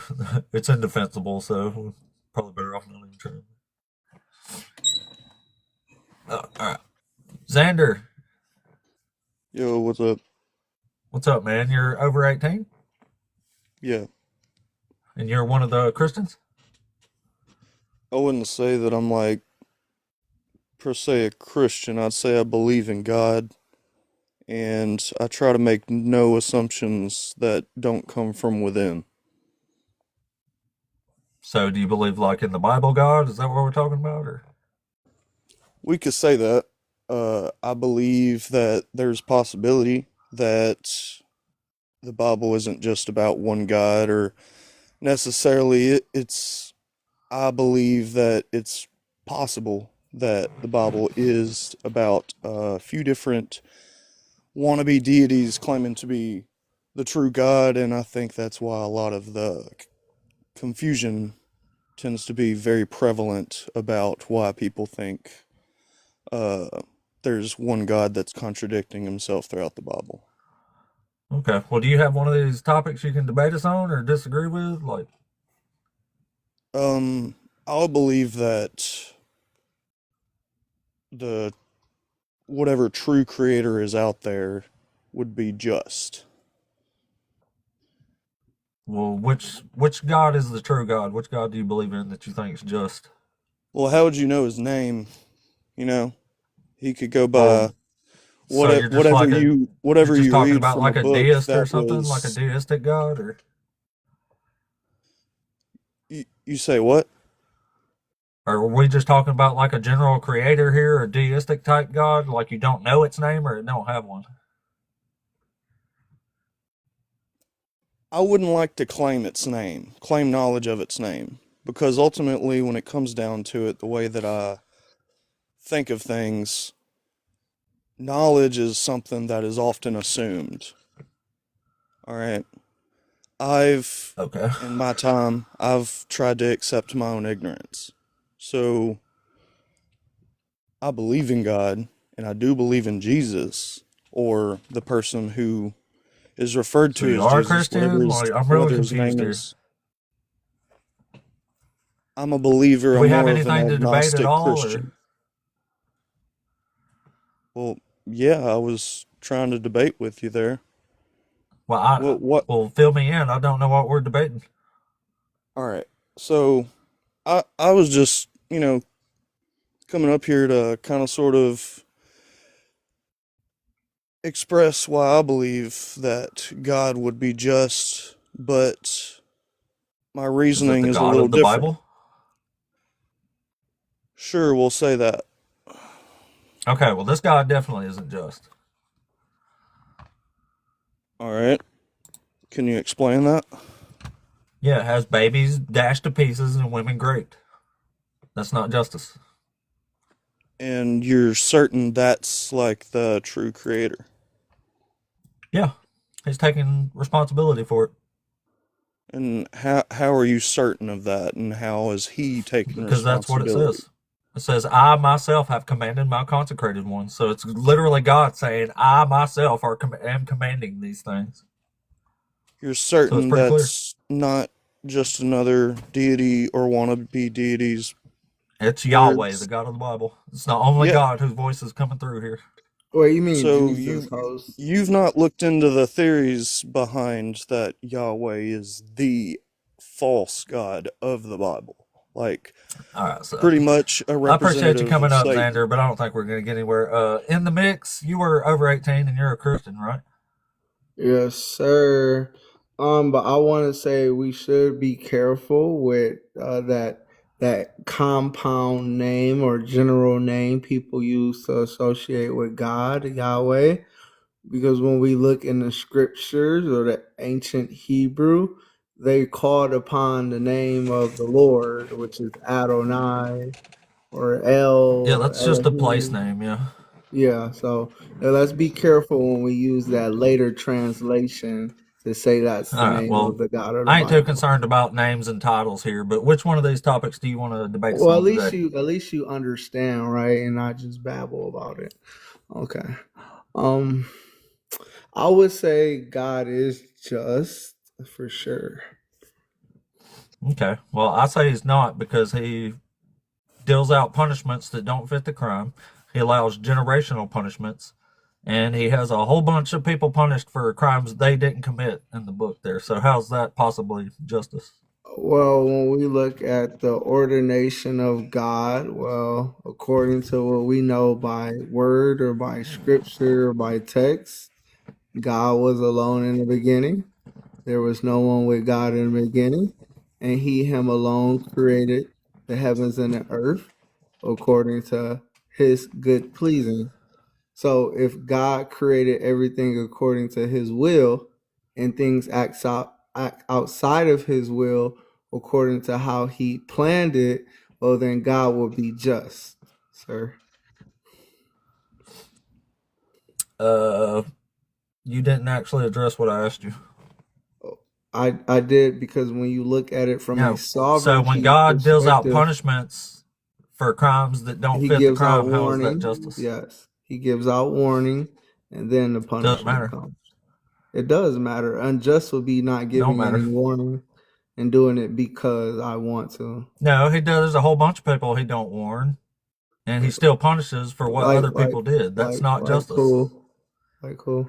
Like the infant child of David and Bathsheba. So he didn't give warning. Read it, sir. So Do you think he warned this baby if David didn't do right, it was going to unalive a baby the baby? is a baby, sir. How would a baby? Yeah, I know, perceive? and God unalived the baby. Okay, it had nothing to do with just the baby. That's the problem. No, it was David and Bathsheba's infant son. He unalived that baby. And why What did the did he baby do that to their child, sir? That's the problem. Because of what David did. Okay, disobedience. Thank you. So because of David's Okay, disobedience, so what did the he was baby do punished. that okay, so what did the baby disobey? It had nothing to do with the baby, sir. It was David's No shit. sin. So why is the baby the one that is unalived? Because David wanted a child, and the punishment for disobeying God would take away what God gave him. That's simple. Just like with Job. God took away everything from Job, and he gave him 2 times more for being obedient. So God simply does as he pleases, the sovereign just God. So it doesn't change. Yeah, He does doesn't as he change. pleases does not mean justice or love. It means does as he pleases. Well, if mankind does wrong in the eyes of God and it causes negative effects to the immediate environment, well, God correcting it by ridding it or punishing someone is just. No, it's not. So, for example, like in the Old What is Testament, justice? Tell us what justice is. justice is God, sir. He Justice just is it. God. Yes. So you don't know what justice is. Justice is an action that is taken care of for a negative result, sir. You can word So it a you don't million. know what justice is. It's You pretty can clear. Yeah, word thanks. justice. You can word justice a million ways. It has different contexts and Well, word meanings. it the way the actual definition Do is. you want the Google definition, sir? I Do you want just the want a Google concept of definition? justice that we can actually. Because before Google defined justice, what is justice in Hebrew? What is justice in Hebrew? Yeah, what? I don't know the word for justice in Hebrew. Oh, okay, that's sad. Unfortunate. So do you know it? Yeah, it's mishpat. It's mishpat. So you know how to Fairness. say the word, but you don't know how to define it. I mean, it's fairness, it's judgment, rights. Like, what are we talking about? So if I say So how God is it is fair that a just, baby got so if I unalived? say So if God justice is is fairness, just because he gives so if justice warning is before he fairness, how is punishes, unaliving a baby for what David did justice? because it How's taught that fair? David, who God made him king, to be obedient to his Lord and Savior. By unaliving a baby. Mm-hmm. Are you serious? Sir, this is what God did. I can't tell you why You God should does be what he does. embarrassed to come up here and I'm say this stuff in not. front of almost God 100. I does know what he you're not. pleases, That's what makes brother. this crazy, but you should be. Why Is what would I'm I? saying. Why would I? Because it's absolutely enamoring. Well, God is sovereign, so I can't apply a moral basis to what God does. So, Your brain is enamored on Christ. but you got to remember that David was in adultery, so it doesn't really matter. He was already breaking the law, so he was abusing his power. So just Yeah, so a baby got yeah. unalive for it So and not David. David, Yeah. a king of God, was abusing his power. Okay. So I guess because you have power and favor that you should So abuse it's it. justice that a baby got So unalive is it for what just that David David did gets to instead of abuse David. his Yeah. power? Is it just that David gets to abuse his power as a king while everybody else suffers without? No, it's not just. Okay, no, it's not then, so just. And it's God not can just that a punish baby who gets he unalive for what pleases. David did. If it was Right, justice, David would adultery, have got the punishment for that, wouldn't he? adultery, Wouldn't he? adultery. Wouldn't Yes, David have got the adultery. And punishment for adultery was committing against the adultery? law. What is the Adultery was against punishment the for law. adultery? What's the punishment for Unaliving, adultery? stoned to death, sir. You should be Okay, so stoned who to gets death. who? David should have been Who? stoned to death, but God chose Okay, not. so if that's justice, then how was it justice that the baby Because is the one who God got still unalive for used it? David after the fact to bring forth the son. To You're bring not forth even, the son. dude. You're not even capable of a coherent thought. This is fucking embarrassing. Wow.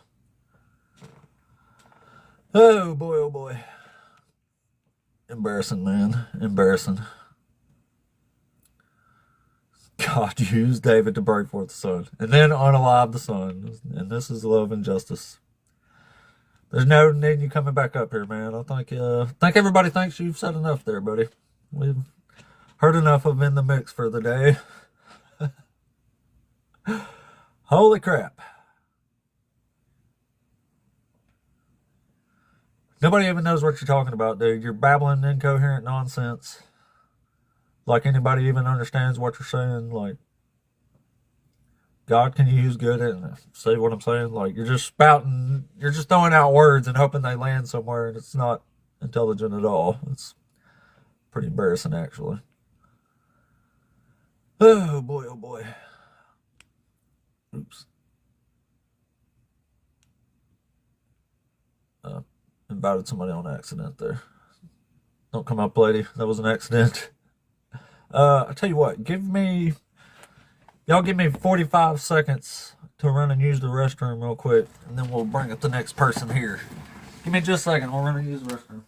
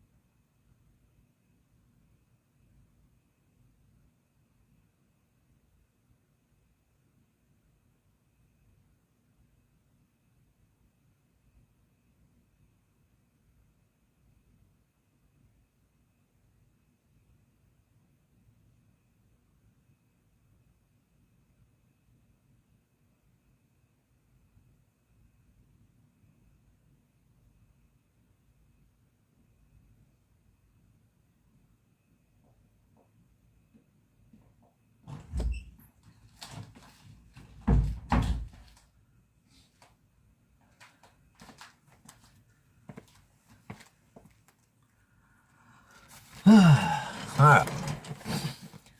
I'm back. For better or worse. Caustic. What the hell does that mean? Hey, Austin, morning. here? Yes, I am. How you doing? Doing good, man. Are you over 18? Obviously. I'm 44. Cool. Are you a Christian? No, I'm not. I actually just wanted to come up and make a small observation that I've been noticing through the other Christian lives. I just got blocked through one for sharing information. I think one of the main problems... Real quick. Sure.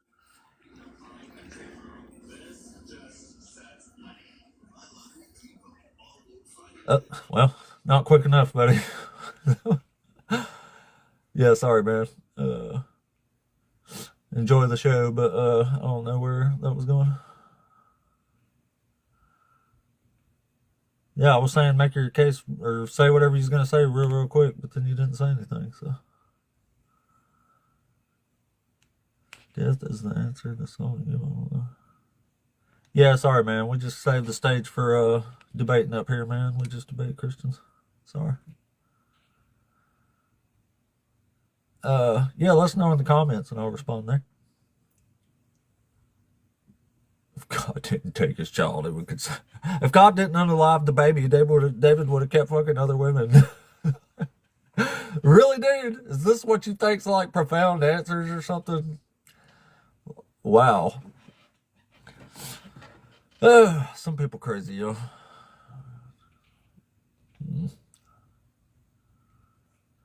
Well, no Christians in the queue right now.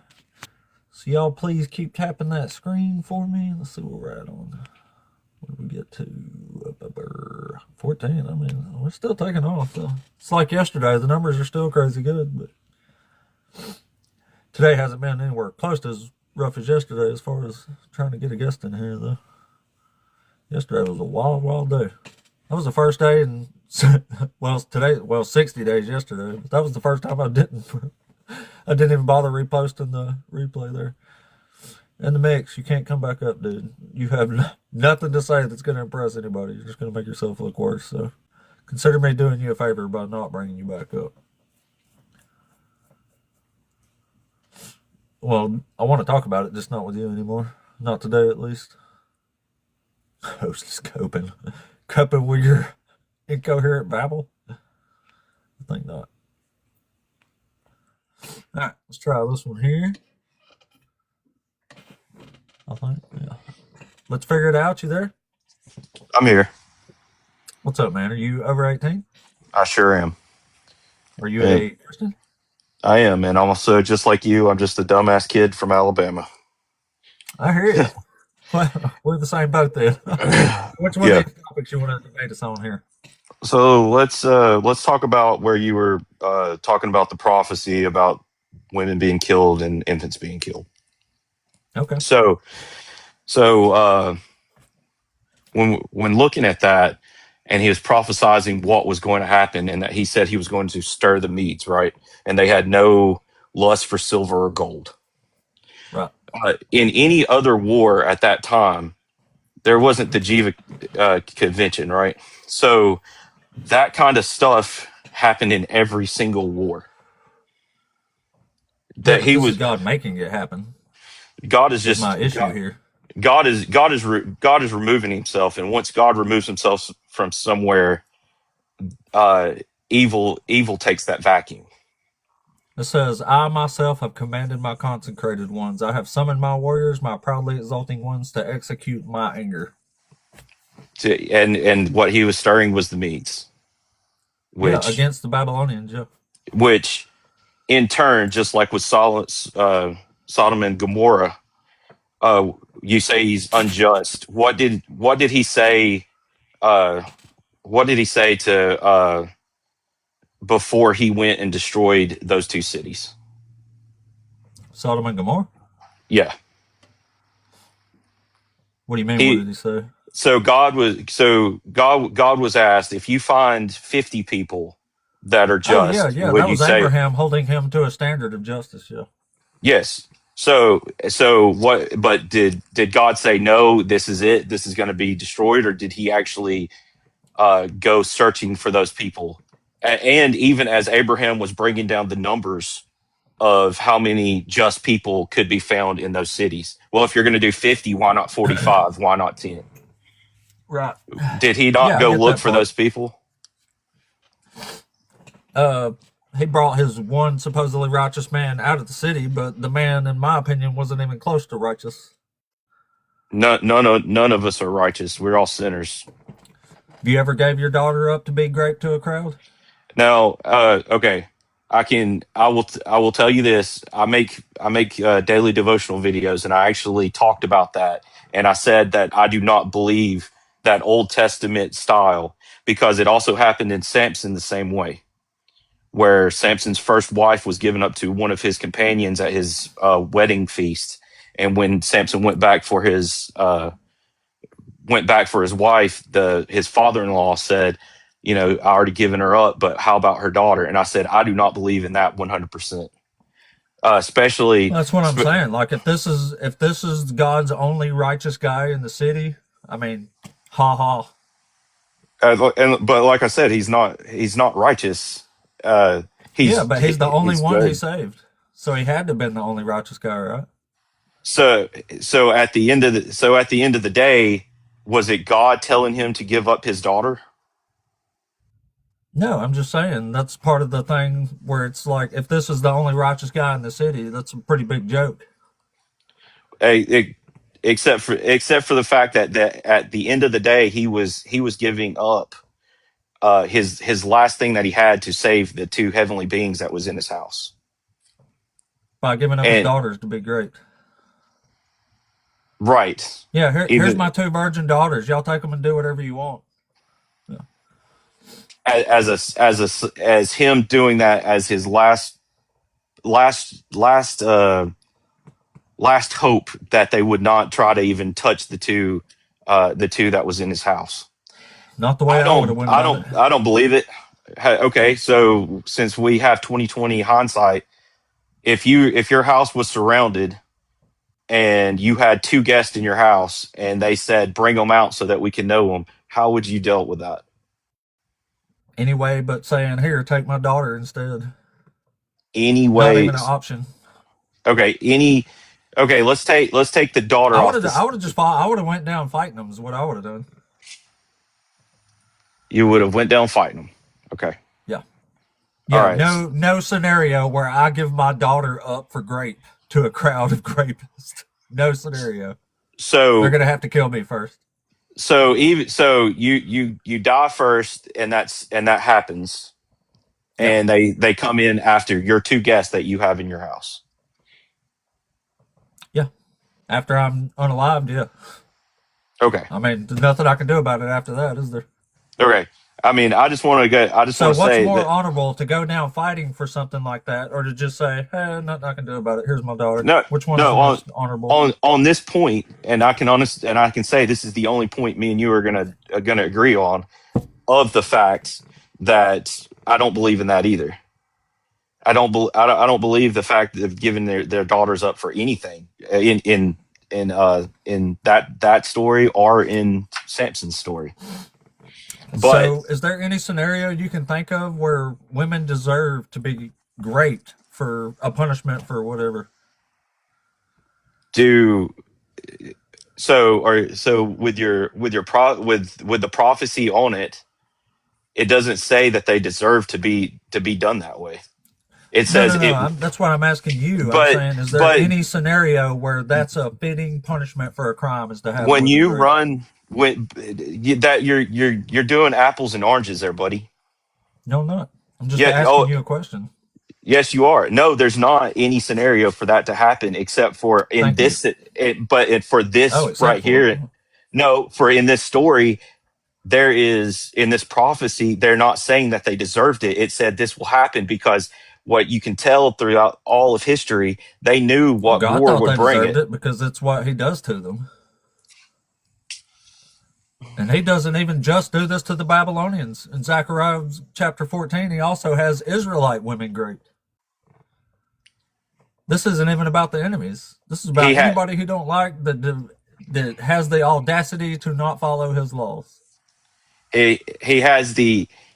he has the reason to actually go and deal punishment for what did the Israelites do before that punishment was doled out? They stopped keeping His laws. Okay, so what did he do?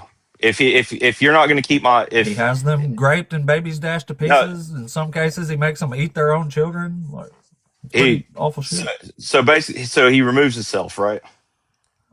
He No, He removes it. inserts Himself. He removes himself from their safety, and that void is what's taking over. Yeah, but He Evil. is the one inflicting these atrocities on people constantly. Do you have kids? Yeah. Okay.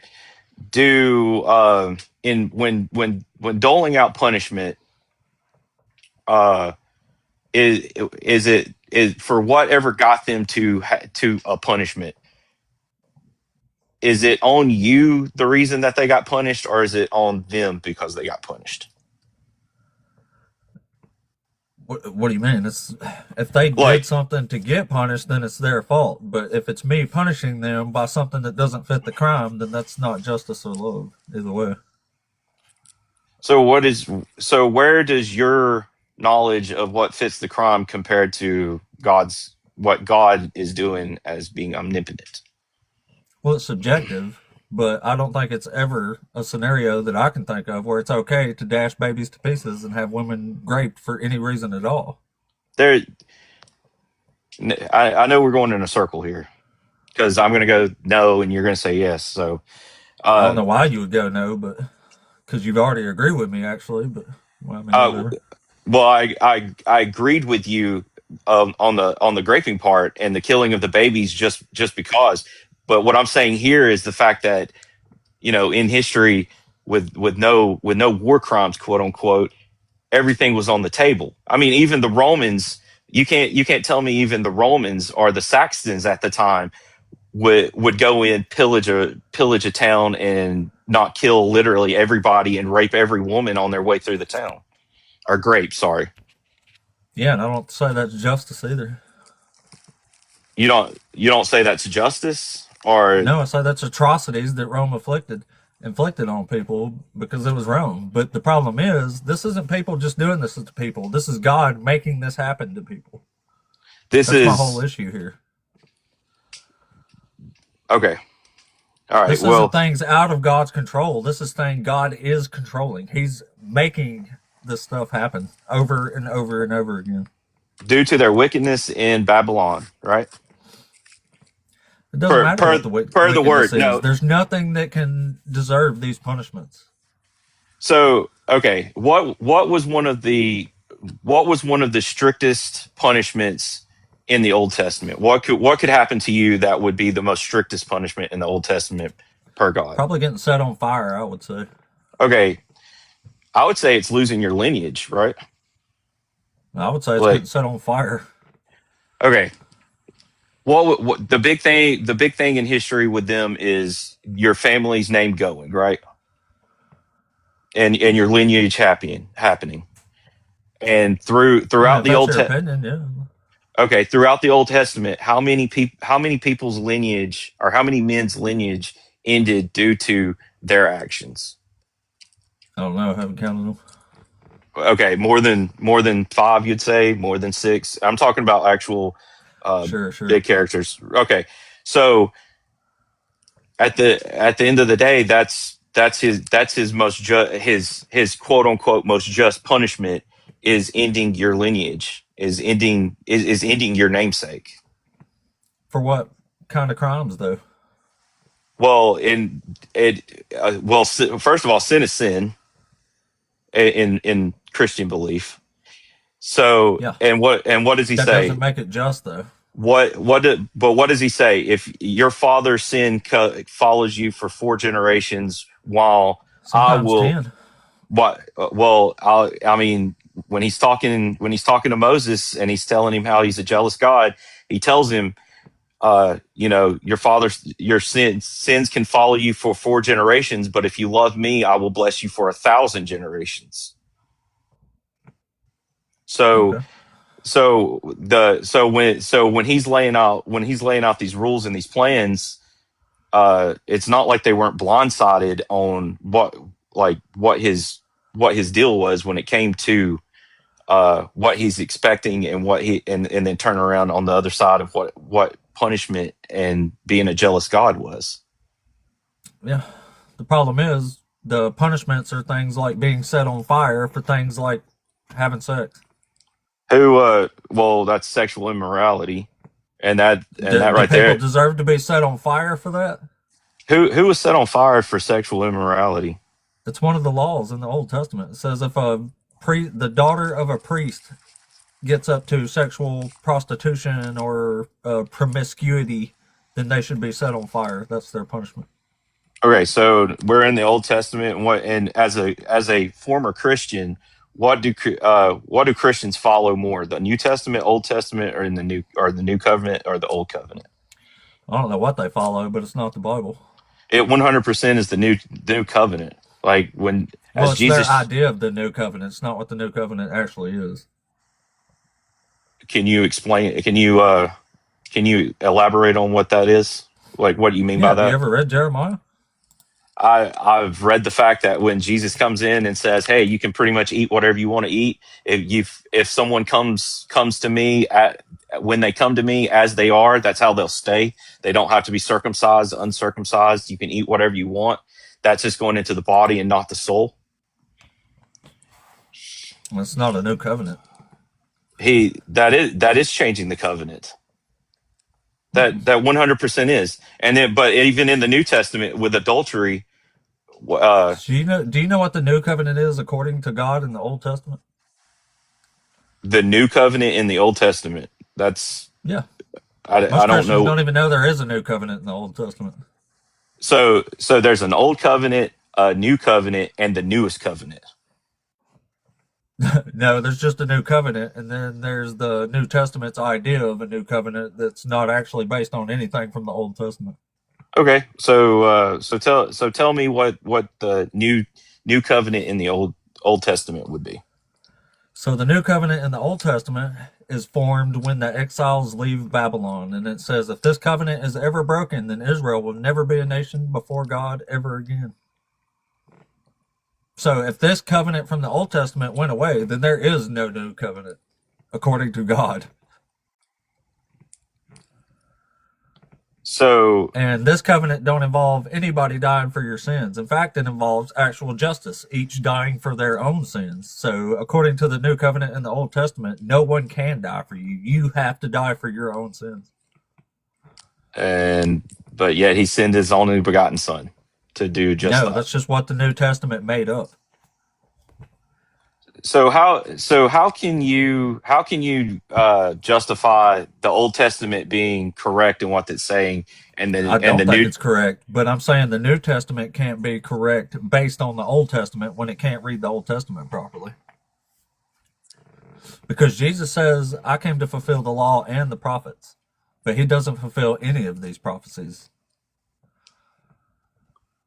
he doesn't fulfill any of the old prophecies? Not a single one. Does John the Baptist? Nope. So when John the Baptist was proclaimed by the angel and said that he will be before the Son, I'm paraphrasing there. That's not being told that there's going to be a prophecy of him being born, that what he's going to do Nope. he's going to get ready for Jesus to be there. Where's the prophecy about that? I mean, an angel proclaimed it. Where? When? To his parents before. No, I mean in the Old Testament. Where's the prophecy about that happening? What prophecy is being fulfilled in John the Baptist? in John the Baptist on the prophecy. Oh, okay. I see what you're saying. Yeah, I'm saying, yeah, if he's fulfilling a prophecy, I'm asking which one it is. Like, where's it at? I was on a whole different plane of thought. So no, you're right. There's not a prophecy on John the Baptist in the Old Testament. I don't think there's a prophecy on Jesus either in the Old Testament. But Jesus is saying he came to fulfill prophecy, and the New Testament is giving a bunch of prophecies that he supposedly did fulfill. The problem is, when you actually go read those prophecies, they don't have squat to do with what the New Testament says they have to do with. Not a single one. That's why it's all pretty sad, honestly. Okay. All right. Well, like I said, we're gonna run around in circles. But hey, thanks for the more reasonable talking to you than I've seen with other Christians there. Oh, no problem. Yeah, you were cool. I mean, you didn't. All right. Have a good day, no man. problem, bud. Yeah, back at you, man. I'll drop you back here. Roll Tide. Roll Tide. Well, I'm not any back closer to being a Christian after that, but at least we're talking to cool folks today. Most of them, anyway. Except the one guy, I don't know what his deal was. All right.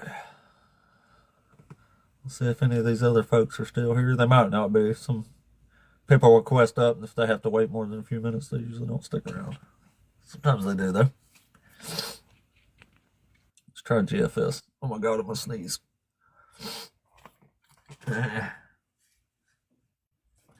GFS, you there? GFSN 04? You there? Hello? Hello? Don't think they requested up on purpose.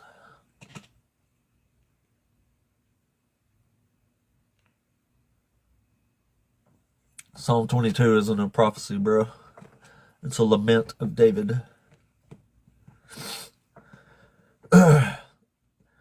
That's how you know the New Testament's full of squat. Is because they just pull lines out of the Old Testament and pretend it's prophecy when it's clearly not. You can't just say whatever you want's a prophecy. Like, it don't work like that. It has to be an actual prophecy. I know that's a foreign concept to Christians, but it's just how it is. Is it 56? What?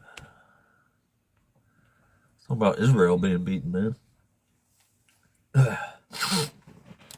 Israel is the one in Isaiah who's having God's wrath poured out upon them. That's the whole point. They're being chastised for being mean to God. They were mean. They didn't follow God's laws. So God does horrible, horrible things to them. It seems to be God's thing. He uses people to execute his glory and wrath and then punishes them for having been used by him. That's why this God's a narcissistic, evil asshole of a deity. Yeah, exactly, Fireburn, yeah. That's the crazy thing, is most of these people argue this stuff, and it tells you over and over and over again what it's talking about, but it seems to not have been read at all. It's kind of funny, though, the people that actually have read Isaiah, and they know that it says, like, oh, shit, did I make my goal? Thank you, Jennifer. Wow. Thank you, guys. I hit my goal. Thank you. I just punch whatever in there, honestly. It ain't a goal for real, but I do appreciate that. Where are we at here? Damn! The numbers are still going crazy. Ah!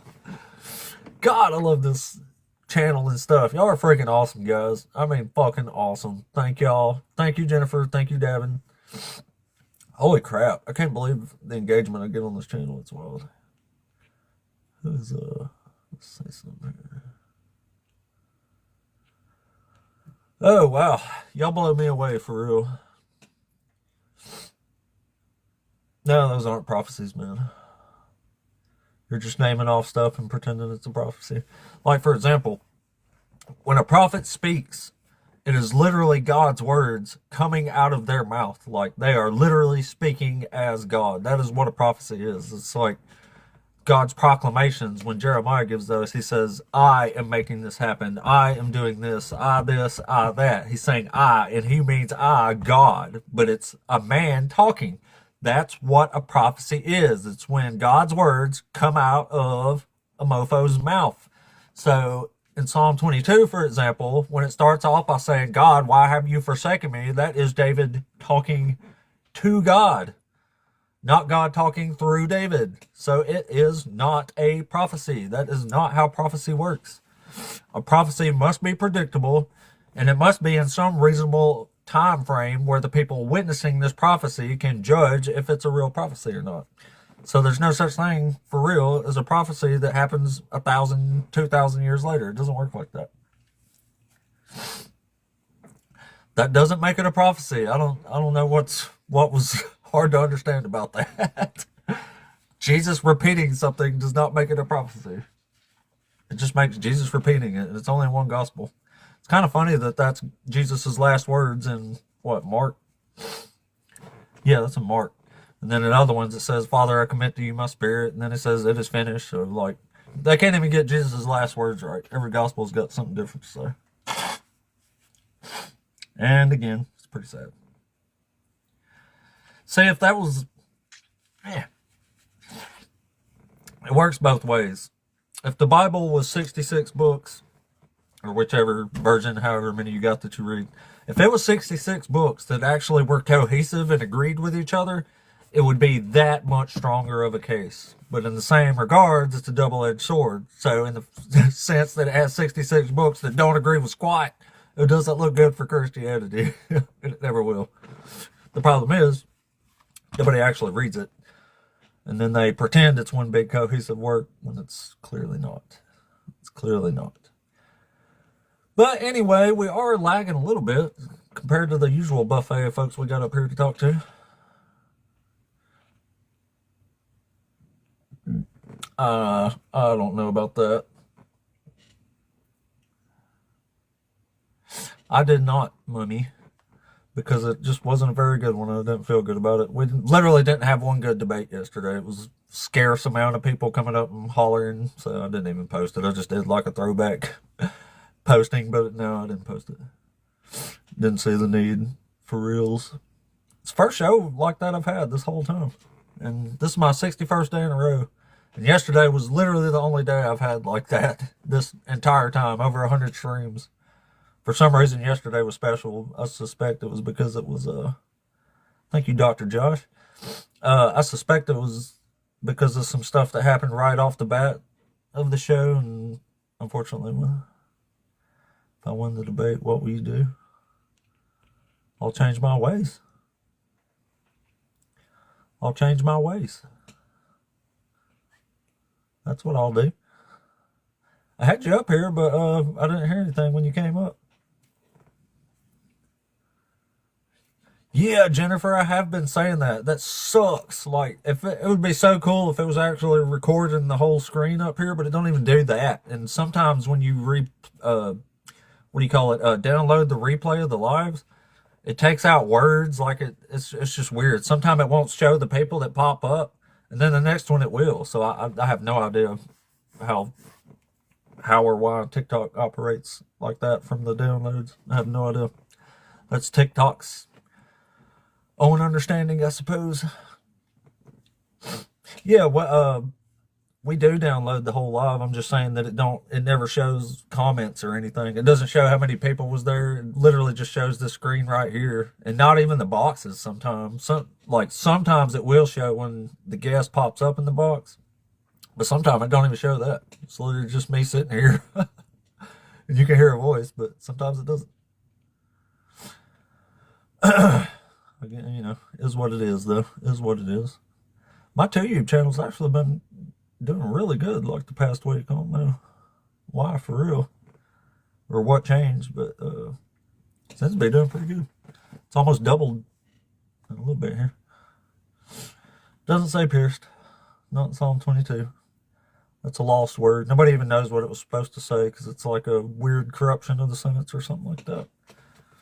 But if you go by context and a scholarly interpretation, it most likely had said, like a lion at my hands and my feet, they did this or that or whatever. So it doesn't even say pierced in Psalm 22.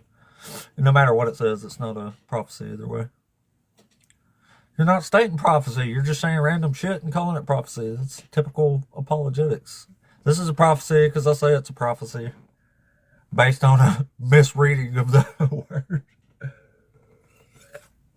It's just sad, really. Just sad, man. Anyway, if you're a Christian out there and you want to come up and talk, please do. We talk to Christians. Zechariah states it's his hand. What are you talking about? I don't know what you're talking about, man. Nobody can follow your gibberish down there. Anyway. Oh, I'm sure they do. I don't know how to do. I haven't messed around with the polls before, though.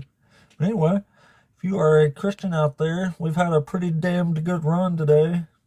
Yeah, I have read it. That's how I know y'all are full of squat.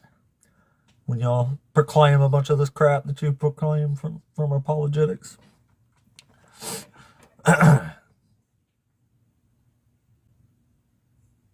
You're not giving free will.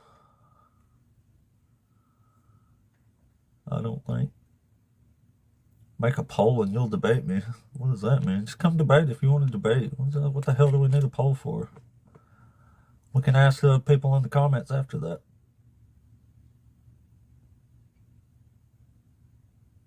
How we don't know Zechariah. Which verse are you even talking about, Zechariah? Nobody knows what you're talking about, man. Zechariah 12:10 tells us that his hands will be pierced. Zechariah what? I don't think so.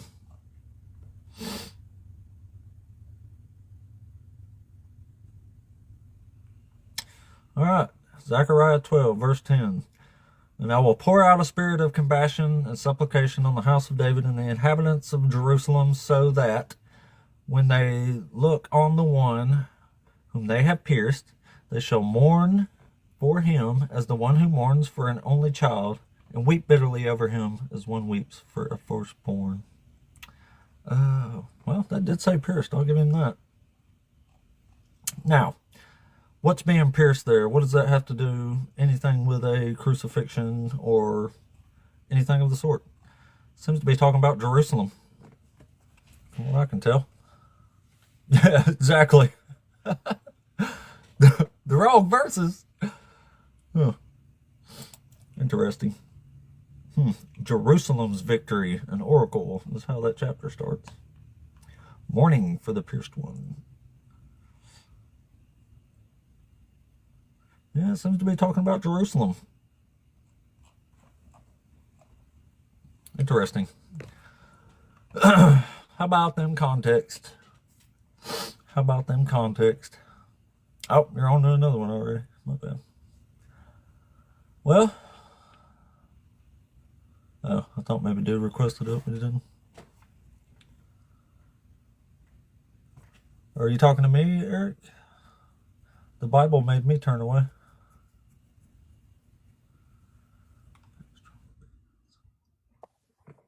Facts, are you there? Oh, of course I am. Cool. You were over 18 and a Christian, wasn't you? Oh, I'm a follower of Jesus, yes. And Yahweh. And over 18 for sure. I hear you. So, which one of these topics you want to debate us on today? Well, it's something you said there that in Psalms 22 there where it talks about the hands and feet being pierced. But if you go on down on Psalms here, if you go to 102, they go here. You can start early if you want to because I know you don't like using a whole lot of context. So, I've watched you plenty of Who, times. me? Yo, 100%. No, I So, do use the context. It's no, Christians you that don't don't. use the You context. throw it out the Yeah, I window. do. Is what you do. There's a difference, my man. No, that's what you do. Now Then hold you on. accuse Now hold everybody on. else of No, no, that, no, which no, no. makes y'all a Go bunch of to fucking go to hypocrites. Psalms. Go to Psalms. I ain't a hypocrite. I follow my You are. face daily. So Yeah, go I'm to sure you do. Psalms 102, and if Uh-huh. you'll go, since you don't want to probably read it all, if you go right here to 18, won't you read that real fast? It's talking about this It says, book, but you said it I don't will. tie into prophecy. Yeah, okay. So it says, let this be recorded for a generation to come, so that a people yet unborn may praise the Lord. Okay. Now, if you want to update it, it seems like you don't understand what it totally means. So here, we'll go to a modern updated language. This will be I written just for a read it in a later modern generation. updated language. No, you didn't. Which ones Yes, you I go did. with? I read the verse you told me to read. What translation are you reading of the Bible? NRSV UE. Okay. Let's go to CSV. That's like me and you talking right next to each other, right? Like we are right now. It So what does says, your version say? Go ahead and read it. right here, you ready? This will Yeah. be written for a later generation. Will be. So, before it's done, it's for a later generation, correct? Yes or no? Yeah, what are we even talking about? That's what this one says. Yeah, but you might be getting other people confused because they might not understand it. So, It says the same hold thing in on. different words. And a people who have not yet been created will praise the Lord. I'm pretty sure I praise the Lord and I'm a later generation. Pretty sure you are too, then after Yeah, some. that's why it's right. They're writing things down, so people later can So read a it. prophecy is How telling profound. something that will happen later, correct? Yes or no? Is that what prophecy is? Sometimes. Well, then what dictates a prophecy? Since it's only sometimes, God's because words that's coming out subjective. of the mouths of a prophet and giving information or comfort in some cases to a people. So was David someone who was working through God and founded the first king, being the first king of Israel? Are you talking about Unified Psalm 22? king? Are you talking about Psalm 22? Well, hold on. But no, from the get-go, who was David? Do you not know who he was? Yeah, I know who David was. Well, then who was he? Can you move on to something of substance here? Like, get to the prophecy. Oh, Like, we know who David is. It's no mystery. Listen, it's no mystery who fucking David is. So get to a like point. last time. Like I'm Get to getting a to point. it. I'm getting to it. But last time I tried to get to it fast, and you just muted me and blocked me. So I blocked you. Who was David? Who was David?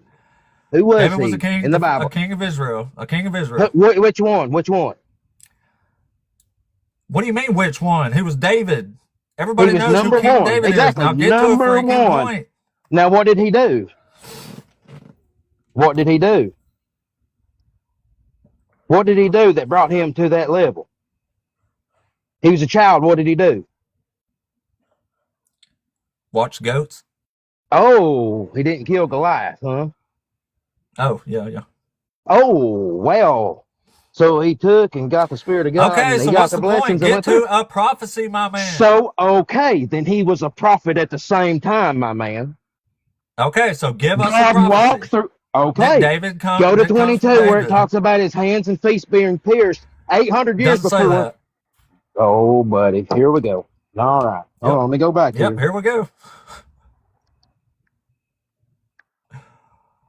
That's why your voice is shaky, my man. Is it? Yep, and that's why you do that funny laugh. That's called a denial Funny laugh. Yep, I hear you. Yeah. I laugh at things. I'm sure you believe in therapists, don't you? Do you believe what they got to say? No, I don't They believe say in the same therapists. thing. Well, they say the same thing. I don't Well, believe they in say the same therapists. thing. Well, they say the same thing. Do they? They surely do. All right. Well, let's get to the verse here. Let me get here. I'm also rebuilding the You're talking track about verse tensioner at the same 16, time. right? Verse 16. Yep. For dogs are all around me. A company of evildoers encircles me. They bound my hands and my feet.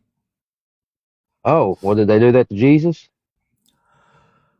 Well, since you want to go ahead and prove that point too, did they do that to David?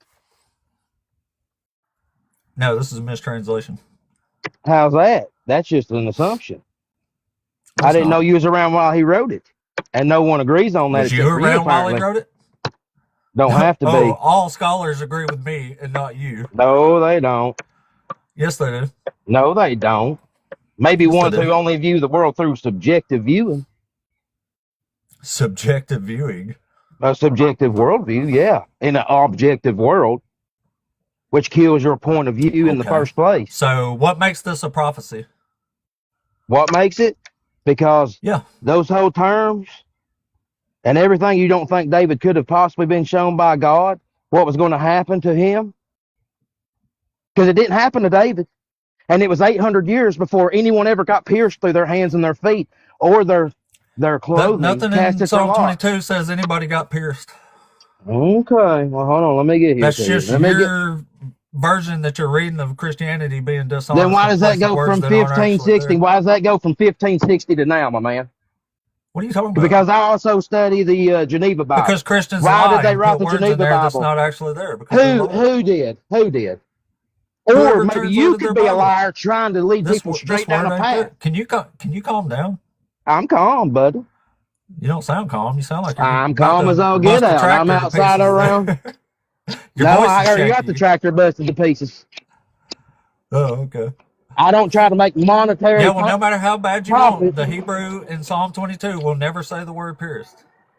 Now, how much actual studying have you done? A lot more than you, apparently. No, obviously not. Because every single person that studies any of this will straight up tell you that was a prophecy. Even people that don't want to believe it, they ain't got no choice. That it was No, 800 that's not years true. before it I could have know a possibly whole even bunch of happened. Bible scholars who say this isn't a prophecy. Oh, do you? And let me guess, they're There's straight one in the atheists. comments right now, But as a matter of fact.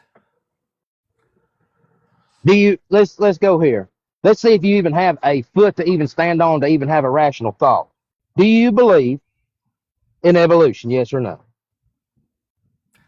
Evolution? Yes.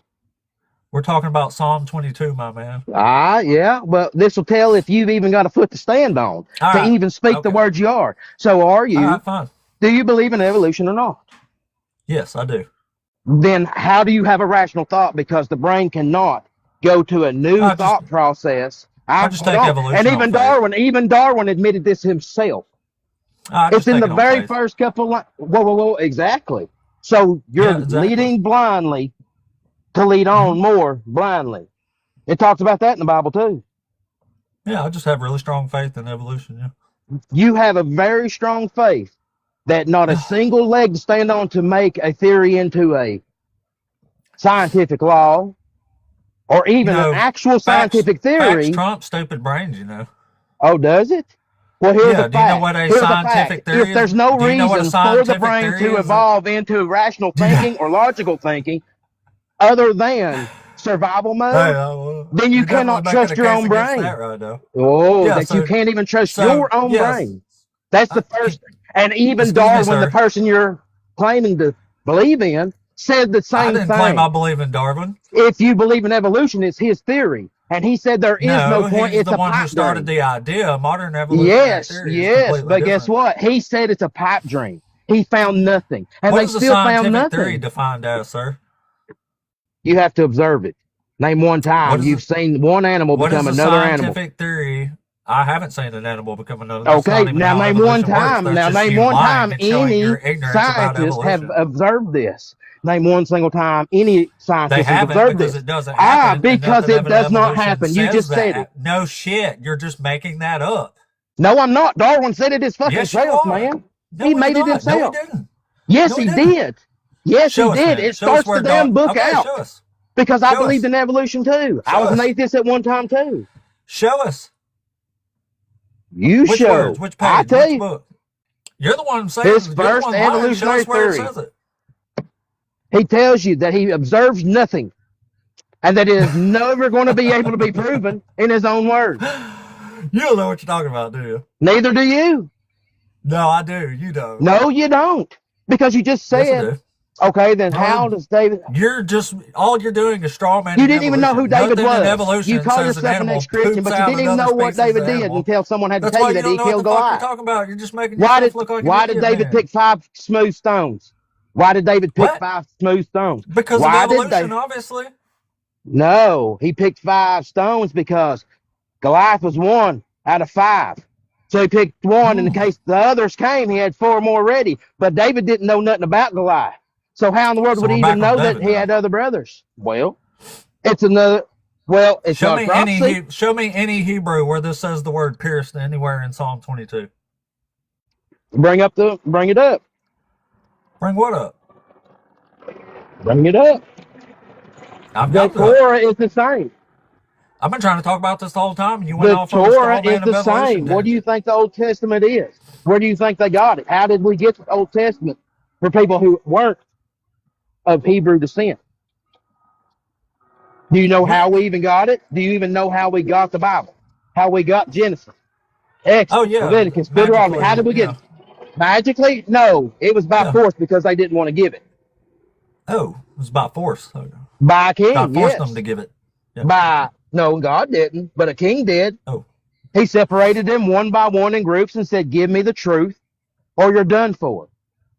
And then he took and had all his scribes take it and make sure they all lined up together. That's being smart. Instead of just like, you didn't do it. God did it. No. He did God's work so everyone could have the word. Not just one set of people hiding it. So you got the whole Bible. So you can see Jesus in the Old Testament. I can read the word. Well, how come you think it says pierced when it don't? It does. It don't. Just Hebrew. because, yeah, and Hebrew also has multiple words that have 4 different meanings. Doesn't say Hebrew. Love pierced itself has anywhere 4 different in Psalm meanings. 22 ever. You can't show us. Okay, that's because I'm sitting. I don't even know how to because you'll kick me out of this part. I know you don't know how to because it's not there. Oh, no, because I don't want to jump out. That's why my version here that I read doesn't say pierced either. Mm-hmm. So it's kind of weird you're saying this it. is a prophecy about Jesus being pierced when it don't say squat about that. He got some kind of phone call. Anyway, we'll move on to the next one here. I think he was at work. I'm going to go ahead and answer for him, Dr. Josh. No, he can't read that. What's that word? What do they think it was? Like ka-re? Is that what it would mean? Like alone? Ka-re.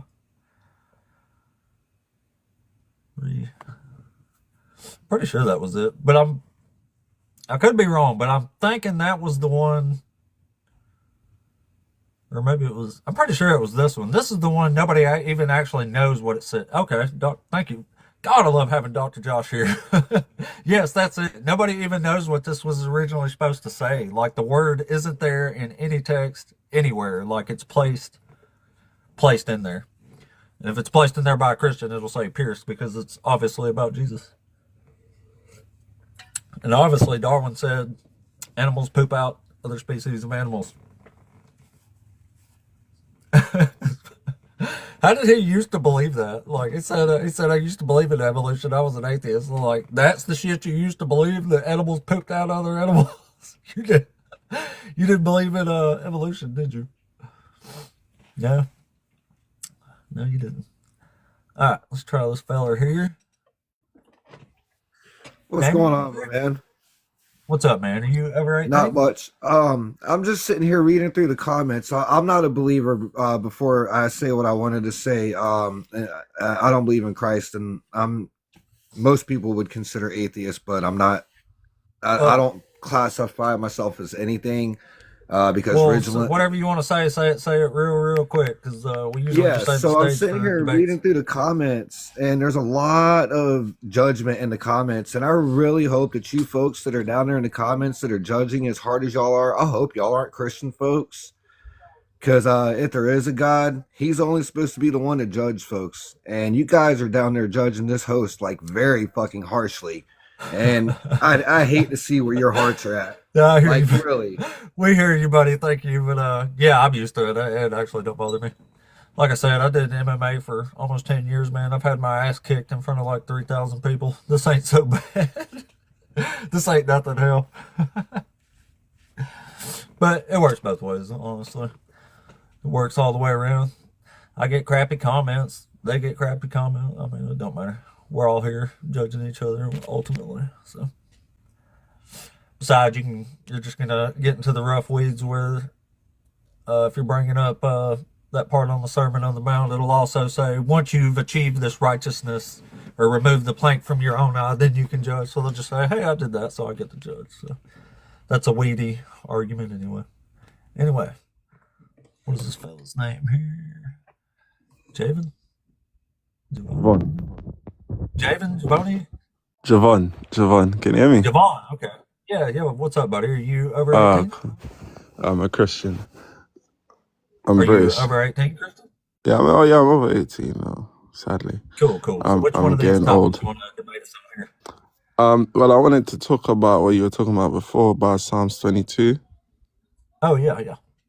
So I wanted to say that it does say pierced in verse Not in Hebrew. 16. Pardon? And not even in every translation. It doesn't say it in any Hebrew, and it doesn't say it in my translation here. So the word that's used there is, it says ka'ari. I don't know if I'm saying that correctly.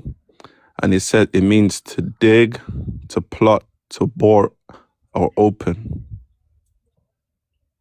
Right, as in not pierce, right? I mean, what does it mean to dig? When There's you a word dig for something, pierce, you know. well, what I'm saying, when you dig something, what does that do?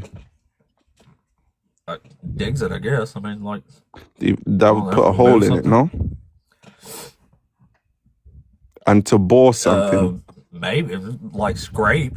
It doesn't mean... The word for pierce is when you dig dakar. a hole, when you dig a hole, how do you dig a hole? With a shovel? Yeah, and you do what with it? You plunge it into the floor, no? You put... It's not piercing. That is, you're literally piercing the ground with your shovel. No, that's just digging a hole. That's not piercing. Piercing is the act to pierce something, to run through. Okay, And so the what does word to for, bore... in Hebrew for pierce is dakar. Okay, Dakar so means to pierce, and it doesn't say dakar. so what does to bore mean? Because that's another meaning of the word. Bore means you're removing sections. Same kind of difference. Like you're making something bigger. Come on, bro. You're not being sincere here. To bore, you bore something with your knife. Here. You can bore something with your knife. You're trying to say all this means pierce, but it don't. It does. It don't. Pierce means pierce. There's dig, a word for pierce. bore. If they meant pierce, they would say pierce, and this doesn't even mean dig. The most likely word there meant a lion, like a lion, at my hands and my feet. That's not there though. The word uses, as I said, is you know what ka'ari, else ain't there? and it's showing me the meaning of the word. It says to there's a open, word to for pierce, bore, right? and to dig. That doesn't mean pierce. Yeah, wow. None of that means piercing. Oh my word! So to bore doesn't mean to pierce. When you bore something open. Nope. It says to bore open and open as well, right next to it. And that still doesn't mean pierce, my man. I mean, you're the one you're simply being piercing disingenuous. Is piercing. It's when you shove something into something. Like how you would do your shovel, no? Into the ground. That's not yeah, piercing. that's what you do with your shovel, no? You literally no, do that. It's not. And to bore something literally means to make a hole into something. When you use the word bore, it tends that's not what pierce means. Oh, what's the difference? What does piercing means? Well, you seem to be pretty big on definitions. Why don't you look up that definition there and tell us what it says? Sure. I'm gonna type it right now. Pierce. And then show us anywhere in Hebrew where it says the word Sorry, pierce my where it little doesn't. brothers. Pierce. Okay. Force a way through to penetrate. Of a sharp object, Doesn't say sharp anything pointed about a hole, object does to it? go in or through. Yeah. Yeah, doesn't say anything about making So a how do you hole, make does a it? hole? It don't have nothing to do with a hole. It leaves No, a hole when you how do you pierce make a hole? somebody. Go on, let me know. There's lots of different ways to make a hole. No, but how do you make a hole? My God. No, my friend, you're laughing, but I want to hear. Dude, How do yeah, you I make a know. hole?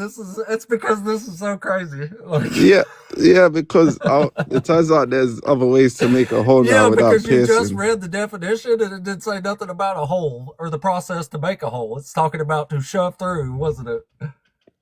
It says to go into The result might or be that it through. leaves a hole when you say the definition of pierce. But the point of a piercing is that you shove something through something. That's Yeah. the point. Not Yes. to dig a hole. It's not about the hole. Yeah, but the point of the verse was to emphasize that something went through his hand and his feet.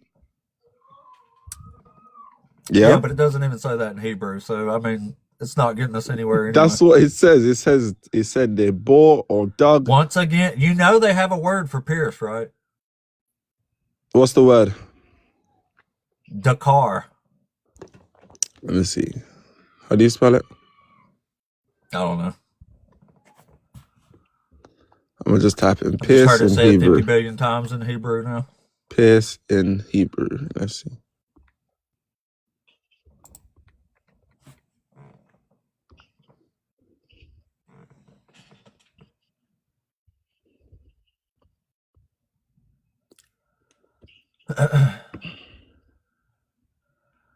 Bring this guy up. Eli, you're there too, right? Yeah, how's it going? Yeah, what's So up? Hang out for Zechariah. just a second. Oh, all right. Yeah, just a second. We'll get on to you in just a minute. So it says, Dakar. So it says to pierce in Hebrew. I'll type it into pierce. It says, Yeah, so to. why is it they're not using the word for pierce? Ever. I mean, there's a few other words that they can use as well.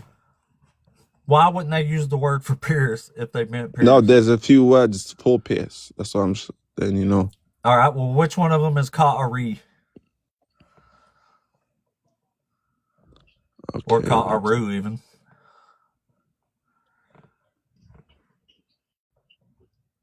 Ha. Let's practice in there. because when I typed in pierce, it says lenakev. Pierce in Hebrew, lenakev, but the AI said Dakar in the Bible. Dakar. Dakar's the only one I've ever heard in Hebrew. There's also lakdor, lenakev. Yeah, well, the point is that don't you think it's funny that they have words that accurately and easily describe what they're talking about, but they don't seem to use those words? But you're yes. Well, not really. I guess it's the in English Really? it's the hear me out. In English, it's about the translation that you're using literally, because some translation prefer literal translation, and some translation have to give context to the situation. They choose a word to give the context of like the intentions of the author, if that makes sense. Sure, but it doesn't make sense in this case.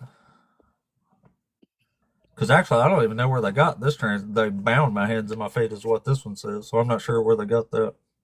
So, they what, sorry? I said I'm not even sure where this translation got the word bound from. But either way, it doesn't say pierce. I mean... But I don't know how they got to bound either. Okay, dogs have surrounded me and... Well, either way, this isn't a prophecy about Jesus anyhow.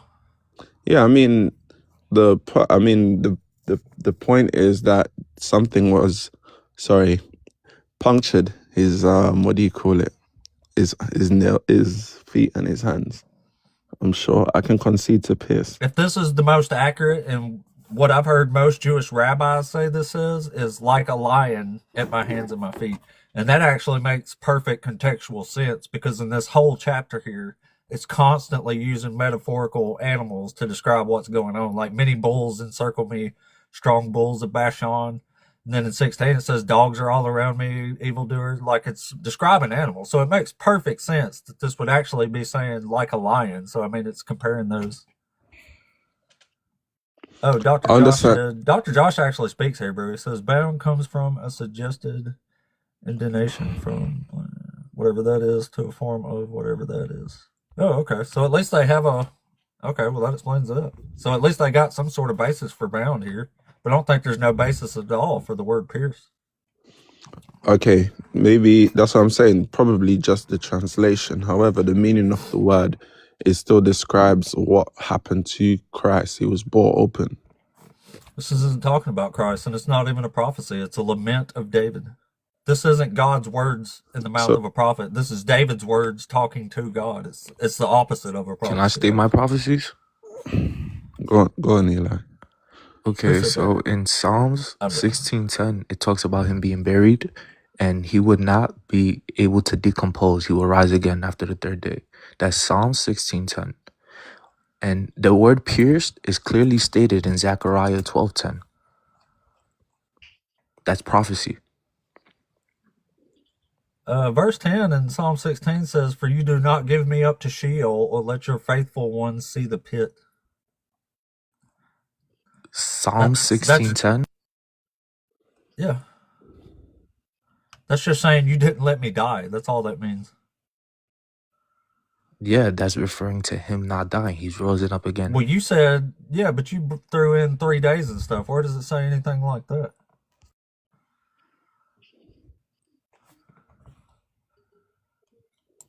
You said it says you won't let me, what is it, rot away or whatever? Or decompose? Okay, so how about Psalm 17, verse 17, 22. Oh, we're moving over 17 this through way? 18. Read 17 and 18 in Psalms 22. Oh, Psalms 22. Yes, You 17 heard me through say 18. that's not a prophecy, right? That is a prophecy. Read it. What does it say? It's not a hold on. Do you know what a prophecy is? Yes. It's referring to something What? that comes in the future. Psalms was written how many years before Jesus? Who's telling? Yeah, but whose words are in prophecies? The prophets. Who is speaking through the mouth of a prophet in a prophecy? God. Okay, so God speaks through prophets' mouths, and that's a prophecy, right? Yes. Okay, well, this is David talking to God, not God talking through David. That's why I'm saying this is the opposite of a prophecy. This is David praying to God, more or less. He's lamenting. So you're saying David is not a prophet? I'm saying this ain't a prophecy. David is a prophet, though. If this was a prophecy, God's words would be coming out of David's mouth. But the This verse is clearly David's words describes going Jesus. to God. This is David talking to God, not God talking through David. What does the verse say? Don't. Just read the verse. What verse? It was... Wait, hold on. See, I'm back. So wait, when was David's hands and feet pierced? That's what They I'm weren't. saying. Verse Interesting. 17 through 18, Psalms 22. Oh, okay. Here, I'll read 16 too, since we're already there. It says, "For dogs are all around me, a company of evildoers encircle me. They bound my hands and my feet. I can count all my bones. They bound my smear hands and my blood feet. over me. They divide my clothes among themselves, and for my clothing they cast lots." Yeah, who is that about? And who did that happen to? That's a prophecy of about Jesus, clearly. It's about David. When did this happen to What David? clothes When did this Jesus happen to have, David? though? Yeah, What thank you. clothes did Jesus have? Did Did he have a wardrobe? Did he not gamble for his clothes? Did he not What pierce his clothes? hands and feet? That never happened to David. It never says it happened to David. So what are you saying? Who did that happen to? It didn't happen to anybody. It happened Not to in Psalm Jesus. 22. His hands and feet were pierced, and he casted Yeah, garments yeah. around. That happened to like 1 million people in the Rome. That was crucified written people all the before time. So did crucifixion, Carthage. by the way. No, it wasn't. Yes, it was. Yeah, it was. I don't think it was. Again, so that's Carthage was clearly doing referring to crucifixions Jesus. You way cannot before refute that Rome one. was. So I mean, arguably, Chris, Carthage Chris, was doing no, crucifixion since they were founded, and that was around this Again, time. no one else did that happen to in the Bible exactly in those events. It was only It Jesus. doesn't happen in Psalm 22, though. It's saying it's to come. And who did that yeah. happen to? His No, hands and it's feet were not. pierced, This is and he David casted his lamenting garments. to God, not God giving a prophecy through Okay. David. I don't know what's hard to understand about Okay, that. so go to that's just one. I could name another. Go to Isaiah Yeah, but this is the lament of 7:14. David. Okay. Go to Isaiah All right, 7:14. All right. So there's another word y'all are going to say means something in here that it don't. No. So go ahead. So David's just lying to God's face. Yeah, David is lying now. I don't know. Yeah. David's I'm just lamenting gonna to name God. another one. It's not a lie. That's him in a bad situation, and he's praying to God for help. That's all that is. So he prayed to help because his hands and feet were pierced, right? He's lamenting. It's a lament detail. of David. It's a psalm. It's a song. It's a song of Yeah, lament. That's Jesus David from David's in a really lineage. bad situation. Jesus was from David's lineage. That's a prophecy. No, he Mary wasn't. was from David's seed. No, she wasn't. Yes, she was. Joseph wasn't. and Mary were both from David's seed. His You lineage. can say yes, they Joseph were. was, but not Mary. Okay, so yes, And they Jesus wasn't Joseph's son, so were. They were both from his lineage. no, there wasn't. All right. Go to Isaiah 7:14. I'm ready. Read it. Okay, it says, therefore the Lord himself will give you a sign. Look, the young woman is with child and shall bear a son and shall name him Emmanuel. Yeah, what does Emmanuel mean? If you want to look at means exact God is with us. translations in the Hebrew, it means God with It means us, God right? is with us. Yes, God with us. So that's a prophecy for Jesus. She will bear a son, God with us. Again, that's just referring to Jesus. Clearly, God with us. Who else was God with us being born? Jesus Christ. What is this chapter in Isaiah 7 about? You just said Emmanuel means God with us now, No, right? that's not what I'm asking you. I'm asking what this chapter is about. What is It it? was a What's happening in this chapter? What's the story about?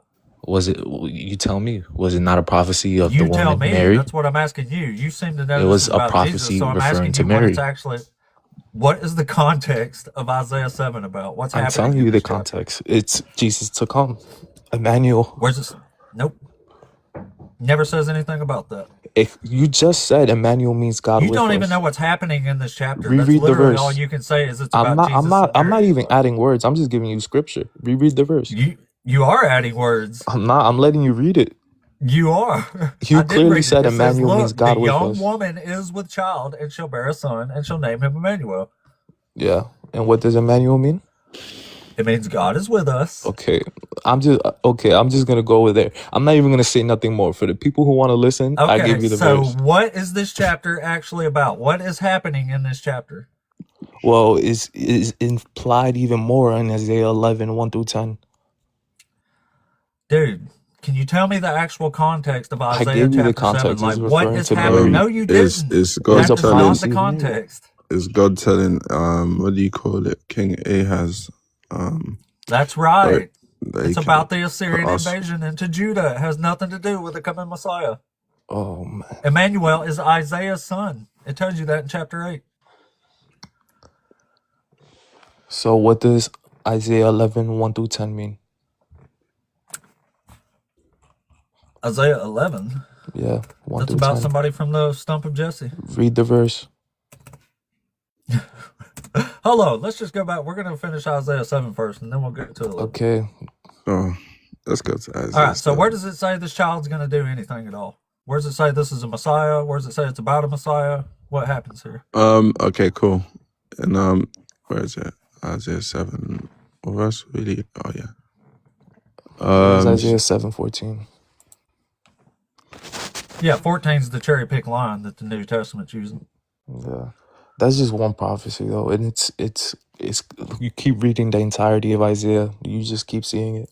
But we could just stay in this verse. Isaiah 11, yeah, 1 we through can. 10 explains it clearly. Well, just coincidentally, we have a Hebrew Bible scholar here right now. It's perfect. Perfect. Yeah. He might have something to say on this. Okay.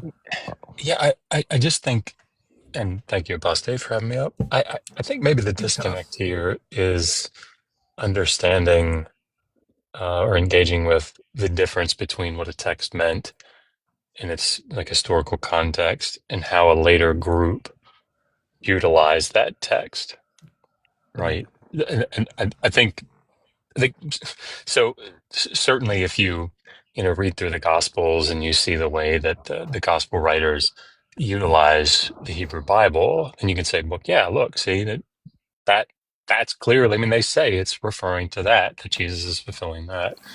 The problem is that, and then this is apostate's point, is that that's not engaging with what the original historical context of these passages is about. That's his point. So what's the exact context? You're here to explain it, right? So what does it mean? It's Which about the passage? Assyrian invasion into Judah. Yeah, Okay, so Zechariah 12:10 is not clearly talking about we will look at the pierced one. It clearly states the pierced one. do you So know who what is that that? about? But do you know what that Hebrew word means? What Hebrew word? The word Dakar. Apostate said it to you a couple of times now. A car? No, what does it mean? So, I like, don't speak Hebrew. okay, that's fine. So, like, when somebody is pierced, like if you think about when during the in Numbers 25, when you had the two people that were speared through, if you remember that. Okay, but That's speared, and then that's you can make that distinction, but then when it comes to crucifixion, that distinction is no. done. Just if you do lexicography, if you just look up, I mean, you can do this.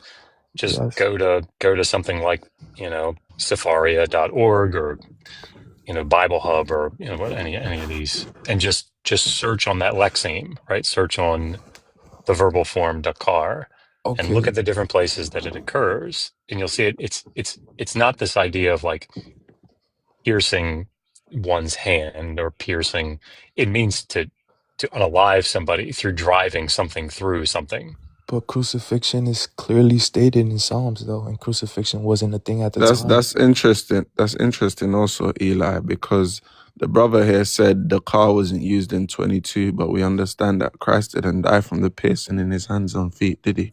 He died from crucifixion, which means they Exactly. used the right term when they used the word. Yeah. That So the means to go problem. open. So So the That's what I problem. mean exactly. So the problem with Psalm 22 is we don't know what the fuck that word is or those words are. Right? We do The know what it text. is. No, we No, absolutely you don't. don't. And I'll It tell you why. clearly elaborates on it. Okay. So I'll explain why we don't know. Right. Okay. And I'll explain why we do after. Please. Go ahead. Sorry. Can you hear me? Yeah. yeah, can he? So yeah. So the versions all disagree, right, on what's being represented there. The reason that you can come away with a translation of to dig is because of the Septuagint, the way the Septuagint understood it. The MT, I think, is corrupt in and of itself because we just don't know, right? It reads like a lion, kari.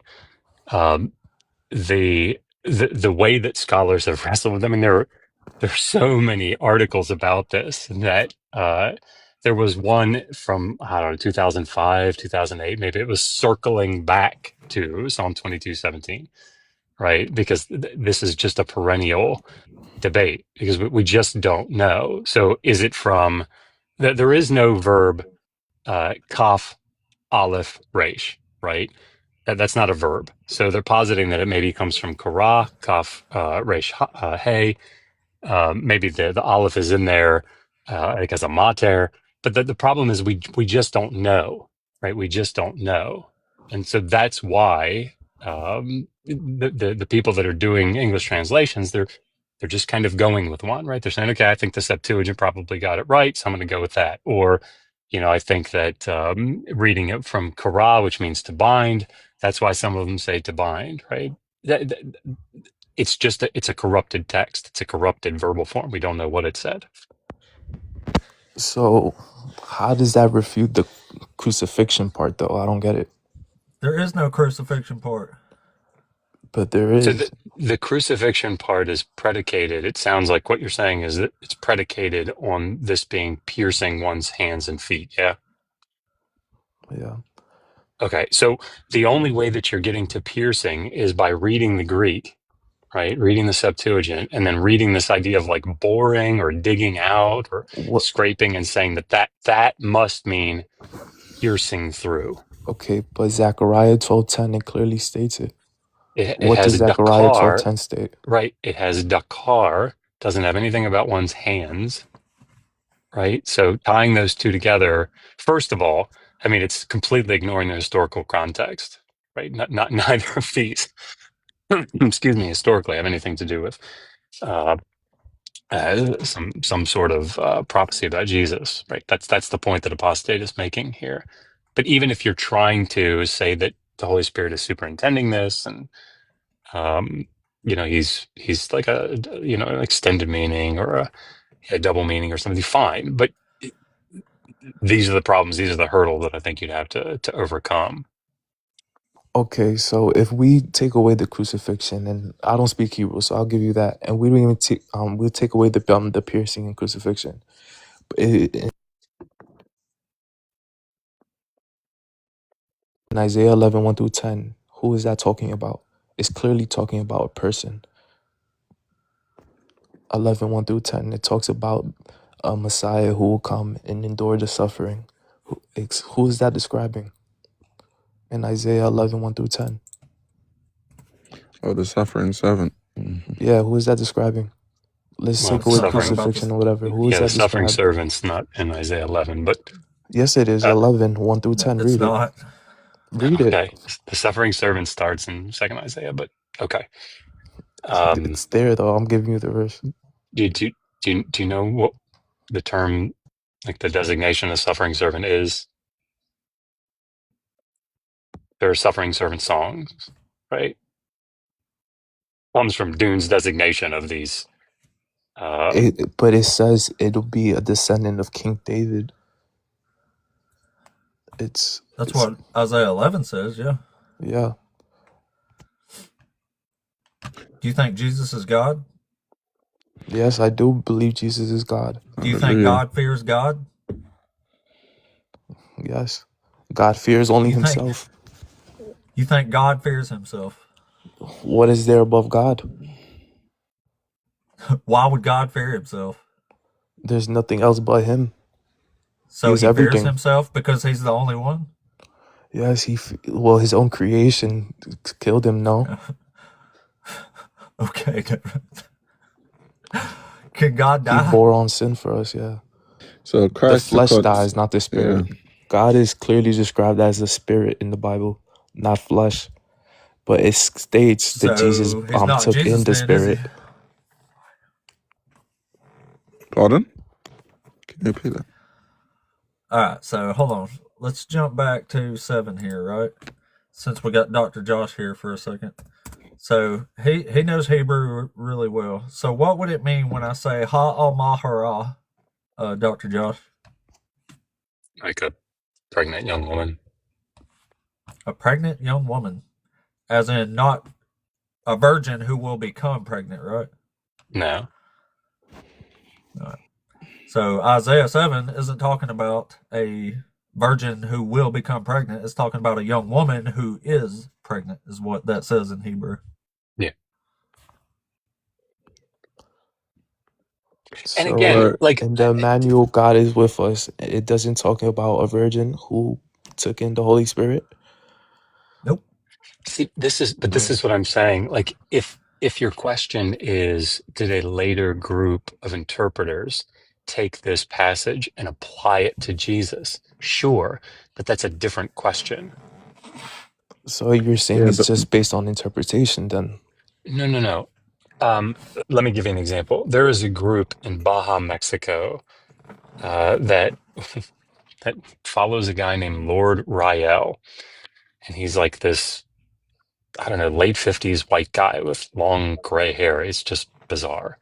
And he says that he's Enlil and Moses and King Arthur all reincarnate. He's just a weird guy. Anyway, let's focus on the Bible, though. Yeah, I think what Josh is trying to say. People come and change the meaning. Yeah, right. But could I just maybe I could give my example with that? that be all right with everybody?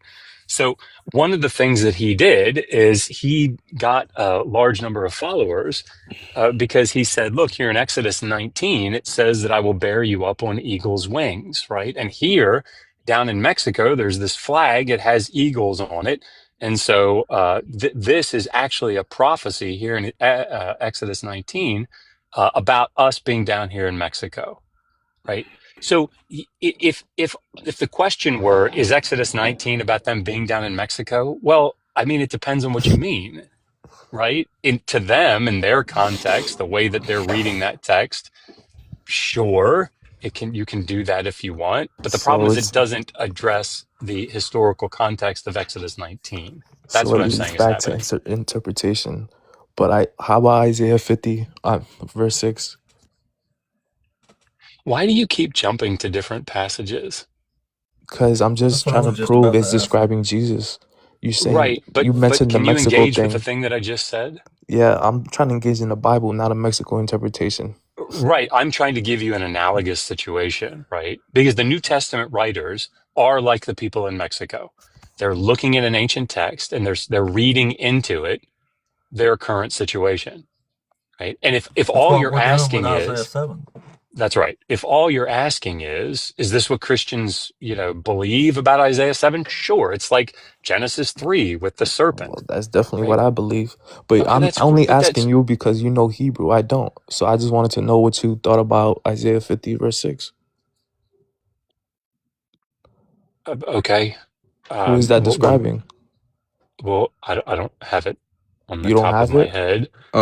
One I'm second. sitting here I on my can, I can read. phone, I can read it for regardless Oh, of you. the stuff of that. that's you don't have it. Well, it's talking about his back will be beaten and bruised. It was a prophecy of Jesus being beaten.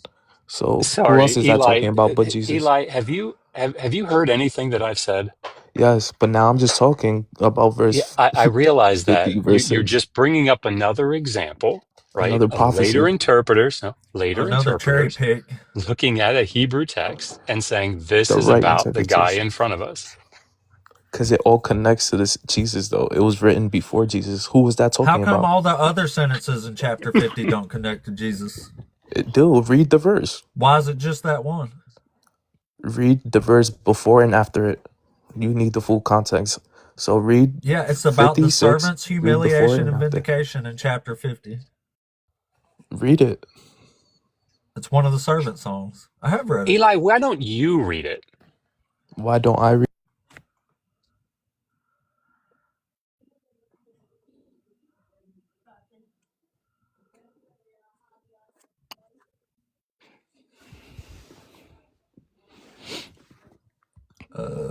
Maybe that's why. Thank you. For the same reason that I can't read it, because I can't swipe off the app. He took that. I'm really not. I mean, Javon, I hope it's clear. I'm not trying to be like hard nosed here or something. No, Because I understand. But I was just trying to get some more, I thought since you knew like Hebrew, you like read the whole Bible and you knew it memorized or something. I But have. Sorry, just to you be just clear, said you Eli, couldn't read it because you couldn't swipe G, up. But G, you just said you Eli, memorized it. Eli, But it just so we're clear, says, let me read it. Now I Eli, can't read it? take Sheesh. a breath. Okay, go. Just to be Just a clear, second. you were under the impression that because I read Hebrew, this logically followed for you. Because I can read Hebrew, I had the entire Hebrew Bible memorized. No, what I mean is you brought the interpretation of the Mexico thing. So I thought you knew their interpretation of that text or that Well, wait verse a minute. exactly. That's so. So, are you going to say no? That was a very poor assumption on my part to make. Could you No, it say that? was. I'll say Okay, that. perfect. But it clearly talks about Jesus being beaten. It Okay, says he will bore in the lashes. It He was says beaten in his over and back. over again in 2nd Isaiah that the servant who is suffering is Israel. It says it explicitly over and over again. Israel. Israel was also Israel. crucified? It doesn't say anything about being crucified in Isaiah. No, in Psalms when you say his garments were given away through, gambling. Who was that Eli, do referring you to? see? Israel as well? Eli, do you see what you're doing? No, I'm just giving like my No, no, verses on no. why I believe Yeah, it's talking I about know, but Jesus. what's Those are all happening is prophecies when on Jesus. someone, yeah, That's Eli, the prompt. when someone pushes back on you and says that verse doesn't mean that, you say, yeah, but what about this other verse? No, he thinks it's about Israel. I know it's about Jesus. That's Okay, the well, thing. That's why I'm going certainly, to that listen, verse. I mean, certainly, the people that translated the Septuagint thought it was about Israel. Wait, which verse are we talking about? 53. Just the servant songs in general. Oh, Yeah, here, hold on. It says, but here, this is from 44. It but says, you, but hear you now, O Jacob, my servant, Israel, whom I have chosen. Drop down here. It says, remember these things, O Jacob and Israel, for you are my servant. I formed you. You are my servant, O Israel. Do not forget me. Like, it's so wait, explicitly saying but Israel why is is the God servant. making a distinction between Israel and Jacob? Exactly. In Romans 9:6, it clearly says not all people Okay, from well, Israel are don't the ask children of hold on, Abraham. don't ask a question if you're not going to let somebody answer it. Right? This is poetic parallelism. Like this is how it's how like Canaanite poetry works. Like you have For not all these. those who descended from Israel belong All to right. Israel So you and are didn't the understand children what of I said. Can Abraham. you just Eli? Can you just paraphrase back to me what I just said? I was answering the question he asked. So you asked me a question, I I didn't answer ask it. it, That then was Javen. I was trying to answer his question as well. okay. Fair point. So, Javon, the answer to it is it's poetic parallelism. That's how Hebrew and Canaanite poetry works. So if you read the Baal cycle, for example, I mean, it's just stark. You know, it'll say like, the tree I cut down, the tall leafy thing I brought to the ground. Oh, so it's like repeating it. I get Yeah, what you're yeah. saying. They're the same thing. It's just not saying the same thing twice. Like if you was reading it, No, fair like Jacob enough. is Israel, so it would essentially be saying, "Hear this, O Jacob, who are called by name Jacob," or it would Okay, say, "Hear this, O house of Israel, who are called by name Israel." It doesn't make sense to say the same thing twice, so it's just using a different word for the same thing. fair enough. So this is what I would ask you guys then. So why were the Jews expecting a coming Messiah? Because they were promised a Messiah. Where were they promised a Messiah? Isaiah 11's one of them. Yeah, sorry. Now I feel like you guys might be confused as to what the academic position is here. There's nobody here saying that there aren't messianic prophecies in the Hebrew Bible. Are you under that impression that? Not necessarily, but but when we show you the messianic prophecies, you guys deny them and said they're talking Exactly. about No. other You, things. so to be But clear, you're pointing to things that are not understood to be messianic But you could prophecies. agree that there's messianic prophecies as well. Certainly. Absolutely. So who so was wait, that about? what Who's the verse would you Messiah say then? in Isaiah 11? Sorry, apostate, if you don't mind Wait, stating. what? You said that there's a messianic prophecy in Isaiah 11. Yeah, it's What talking verse? about a stump that shall come out of or a root that will come out of the stump of Jesse, right? So That's that's a talking about a messianic Messiah. prophecy. It's clear cut. It's about a king that's coming or something like that. But if you jump to like Isaiah chapter 7, this don't have anything at all to do with the Messiah. So it talks about a Messiah. So who is the Messiah that they are talking about? That's the point that we're trying They're to not like talking about a prove. Messiah in Isaiah chapter 7 at all. But we could all agree that there's Messiah prophecies talking about a Messiah to come. Yeah, but You're not just in asking. Isaiah chapter 7. I Sorry, know. Eli, So I'm just saying based on your interpretation. So what's the Messiah that they're talking about? An So are actual you? king. Yeah, Well, I mean, like, I don't think there's any like one answer to that. there's not one answer to it. There's a No. lot of different messiahs in the Old Testament. The one and only named Messiah in the entire book of Isaiah is Cyrus. And Cyrus didn't even know Yahweh. But he's a Messiah. They state him as a Messiah in what verse? Can you show me? Chapter Yeah, 45. Read it for me, please. Messiah means anointed one, I guess. Which is either a king or a priest. Yeah, Christ was And anointed. verse 1 and 45, it says, "Thus says the Lord to his anointed, to Cyrus, whose right hand I have grasped, to subdue nations before him, and to strip kings of their robes, to open doors before him, and the gates shall not be closed." So it's literally calling Cyrus a Messiah here. And he says, It said even though he anointed didn't know though. me. It didn't Yeah, that's clearly a state Messiah. Messiah. Yeah, that's That's what a what Messiah Messiah is. means. It's the Hebrew word Mashiach. It just means like an anointed one. An anointed one. I thought it meant Yeah. like a savior or something. Mm-mm. No, I mean it can take on that role later, right? In broader context, but the word itself just means like one who is anointed, usually with like oil on the head. So what does That's what Christ anointed mean? means, smearing oil. What does Christ mean in the Bible? It's just the same word, just in Greek. Oh, so that's the later D was talking about, right? Where it takes on that role of savior. No. So what does Christ mean in the Bible? Oh my God, I'm Eli. just saying, like, if we're gonna do this, we're gonna Are do you it asking correctly. me what the word Christos means? Yeah, what does Christ Okay, it mean? means anointed. So That's what he just anointed. said. So It's the Greek Messiah means translation anointed, of the but Hebrew Christ word means Mashiach. anointed as well. Yes. In Greek, it's a Oh my different God. language. Christ means savior. Okay. I Mashiach mean, is roll with it, Hebrew. man. Christo is Greek. They are two different languages that mean Exactly, the but same it's not the thing. same. It's a different distinction. No, Messiah and it's not. Christ. Mm-mm. No, that's just your understanding of it. It's not what they actually mean. Like when a Christian, somebody who from the New Testament, a Christian especially, hear the word Messiah, they think it means one person, Jesus. That's what a Messiah is. But in reality, a Messiah is just an anointed person, a king or a priest. Is the only two cases I know of that, or the only two people I know of that get anointed in the Old Testament. But it doesn't mean it's a single person. There's a ton of Messiahs. And the Old Testament never even says the Messiah will come. It says a Messiah will come, which is a bit of a distinction there.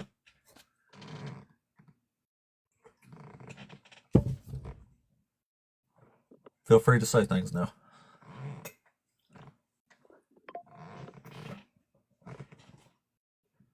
Wait 1 second. I'm just looking at something. I mean, I don't have any dispute about the definition of the word Messiah, or the fact that Cyrus was considered quote unquote Messiah. However, Technically, Jesus wouldn't even Christ, have been a Messiah unless you count the lady in a house who anointed him. But random ladies aren't the ones who anoint actual Messiahs. well, Christ was anointed by the Holy Spirit. It wasn't anointed by Israel, which is what an actual It's Messiah God, is. it's God that anoints. It's God that anoints. It's the Father and the Spirit anointed him. No, people anoint in the name of God. God doesn't actually anoint anybody. Well, he did Christ. That's the whole point. Because he wasn't Yeah, like but the that's the. previous. But He wasn't like Christ wasn't actually anointed, is what I'm saying. Nobody he actually he, he anointed him. So Just wait, saying God did it doesn't mean anything. So when people anoint someone in the name of God, is the power by them or by God? Is it Well, they say it's by God, but it doesn't mean exactly? it's by So when God. God does I it can say it's by the directly power of without Marduk that I anoint you. It doesn't mean Marduk anointed anybody. by the power of in pardon. Malachi 3:1, it talks about John the Baptist making the way for the Messiah. So Eli, like this is the issue, right? That Malachi 3 doesn't say anything about John, right? That the word John is not in Malachi, right? What you're saying is that Speaks of later sending a Christian, messenger. A messenger, you're right? right. Okay, but just Prepare ye the way I of the think that's Lord. I think that's part of the issue that we're having here. Is that like when you say Isaiah 53 says that Jesus will do X, it's like, yeah, but it doesn't say. What you're saying is that later Christian interpreters understood Isaiah 53 to be referring to Jesus. That's where I think we're all maybe getting a little hung up. Maybe.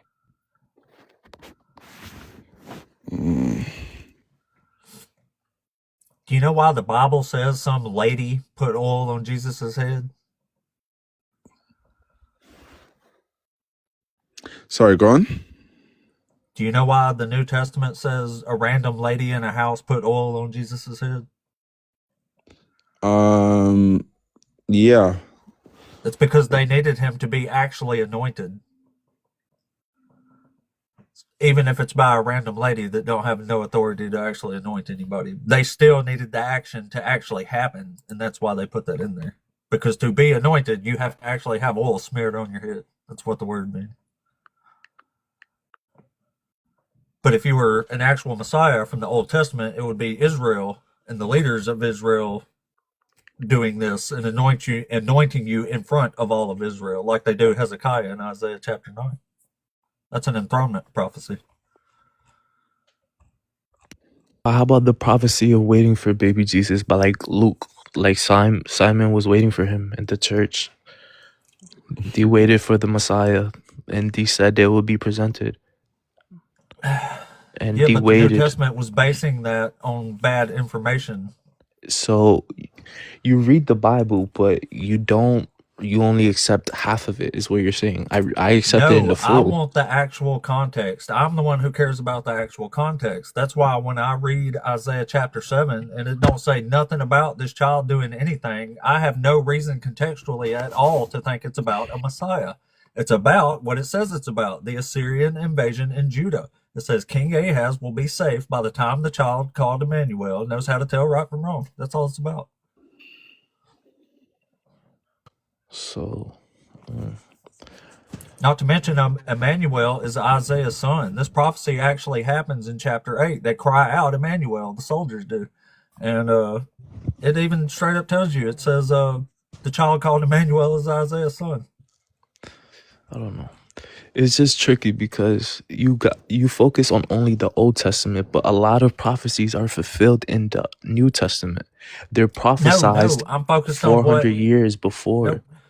The New Testament says Jesus is fulfilling a prophecy in Isaiah chapter 7. That's why I'm reading this like this, because when the New Testament says Jesus did this, I will go back and read it and I clearly see it's clearly not about Jesus. Guys, I gotta go, but I wanted to say just one thing before I go though. I wanted to talk about Christ prophesying his own death. He said, like, he compared himself to Jonah before he, what do you call it? He was even crucified. What do you think about that? Yeah, but that was just people saying that long after the fact.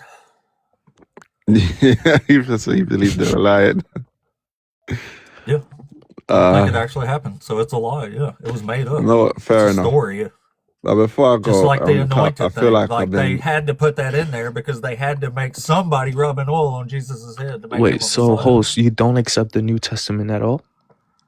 No, I have no reason to. Okay.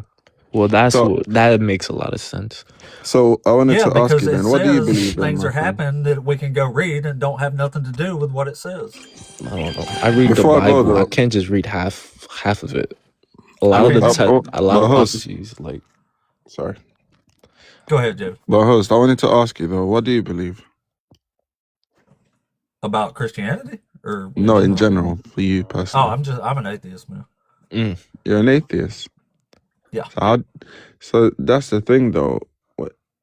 So you reject the idea of there being a God? Yeah. Completely. So how do you what do you call it, comprehend your reality? Should I say? My parents fucked and I was born and now I'm here. That's on a surface level. What I'm trying to say is, how do you have any truth in your life? Truth is that which comports with reality. So if whatever we're seeing lines up with reality, then we can call it a truth. If not, it's just a belief. So I mean, but that's the thing. What you're seeing might not be true. No. Yeah, that's It does proven in a lot of if cases. it lines up with reality, is what I'm saying.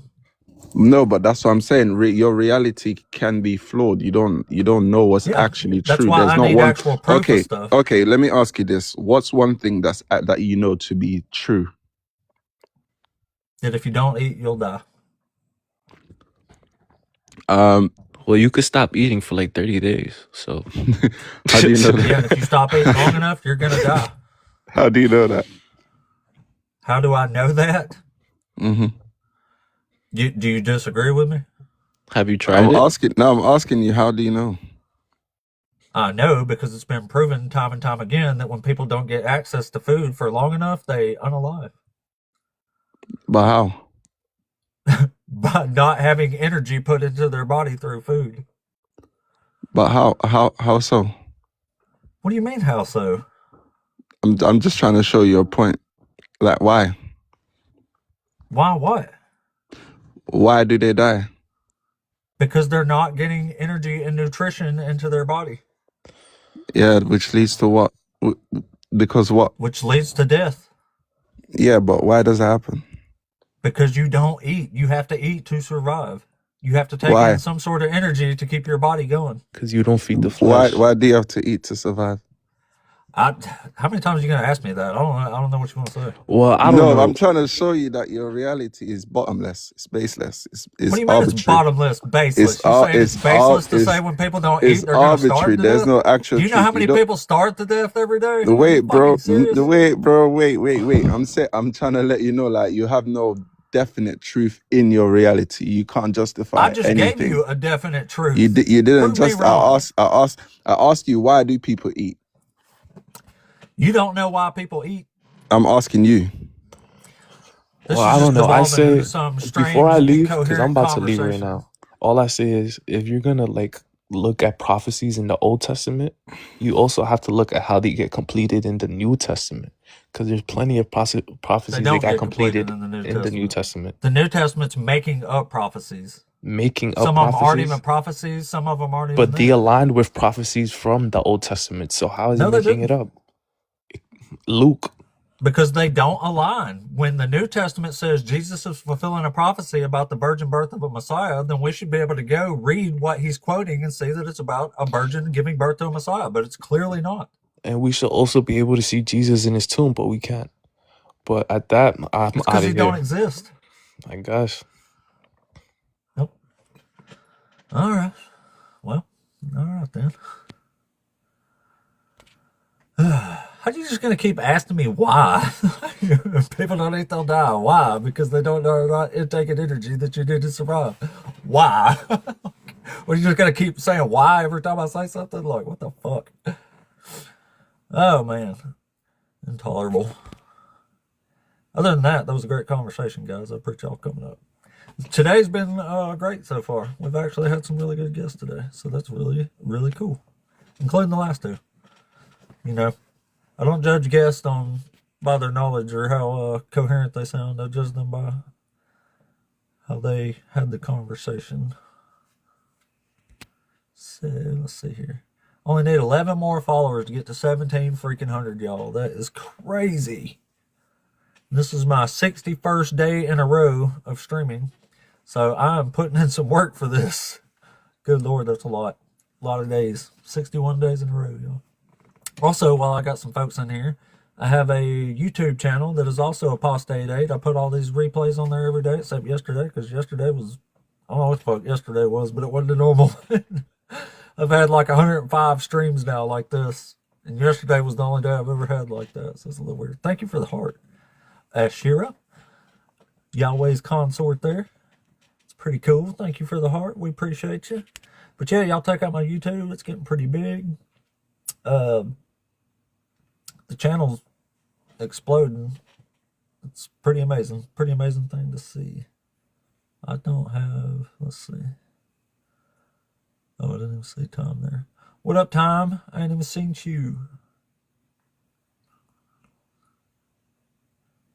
I don't think this other guy would be here. Let's see.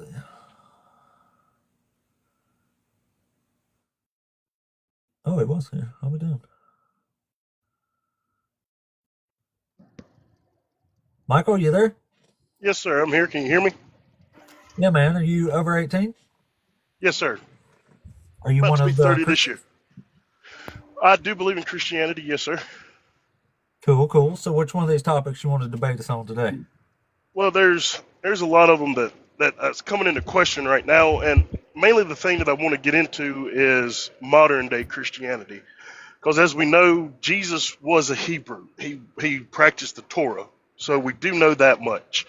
It was, I believe, Paul or James or one of the apostles that changed it into Christianity. So some of the things that I've been going through here lately is this JC guy, JC, being Jesus Christ, and is it who he actually says that he is?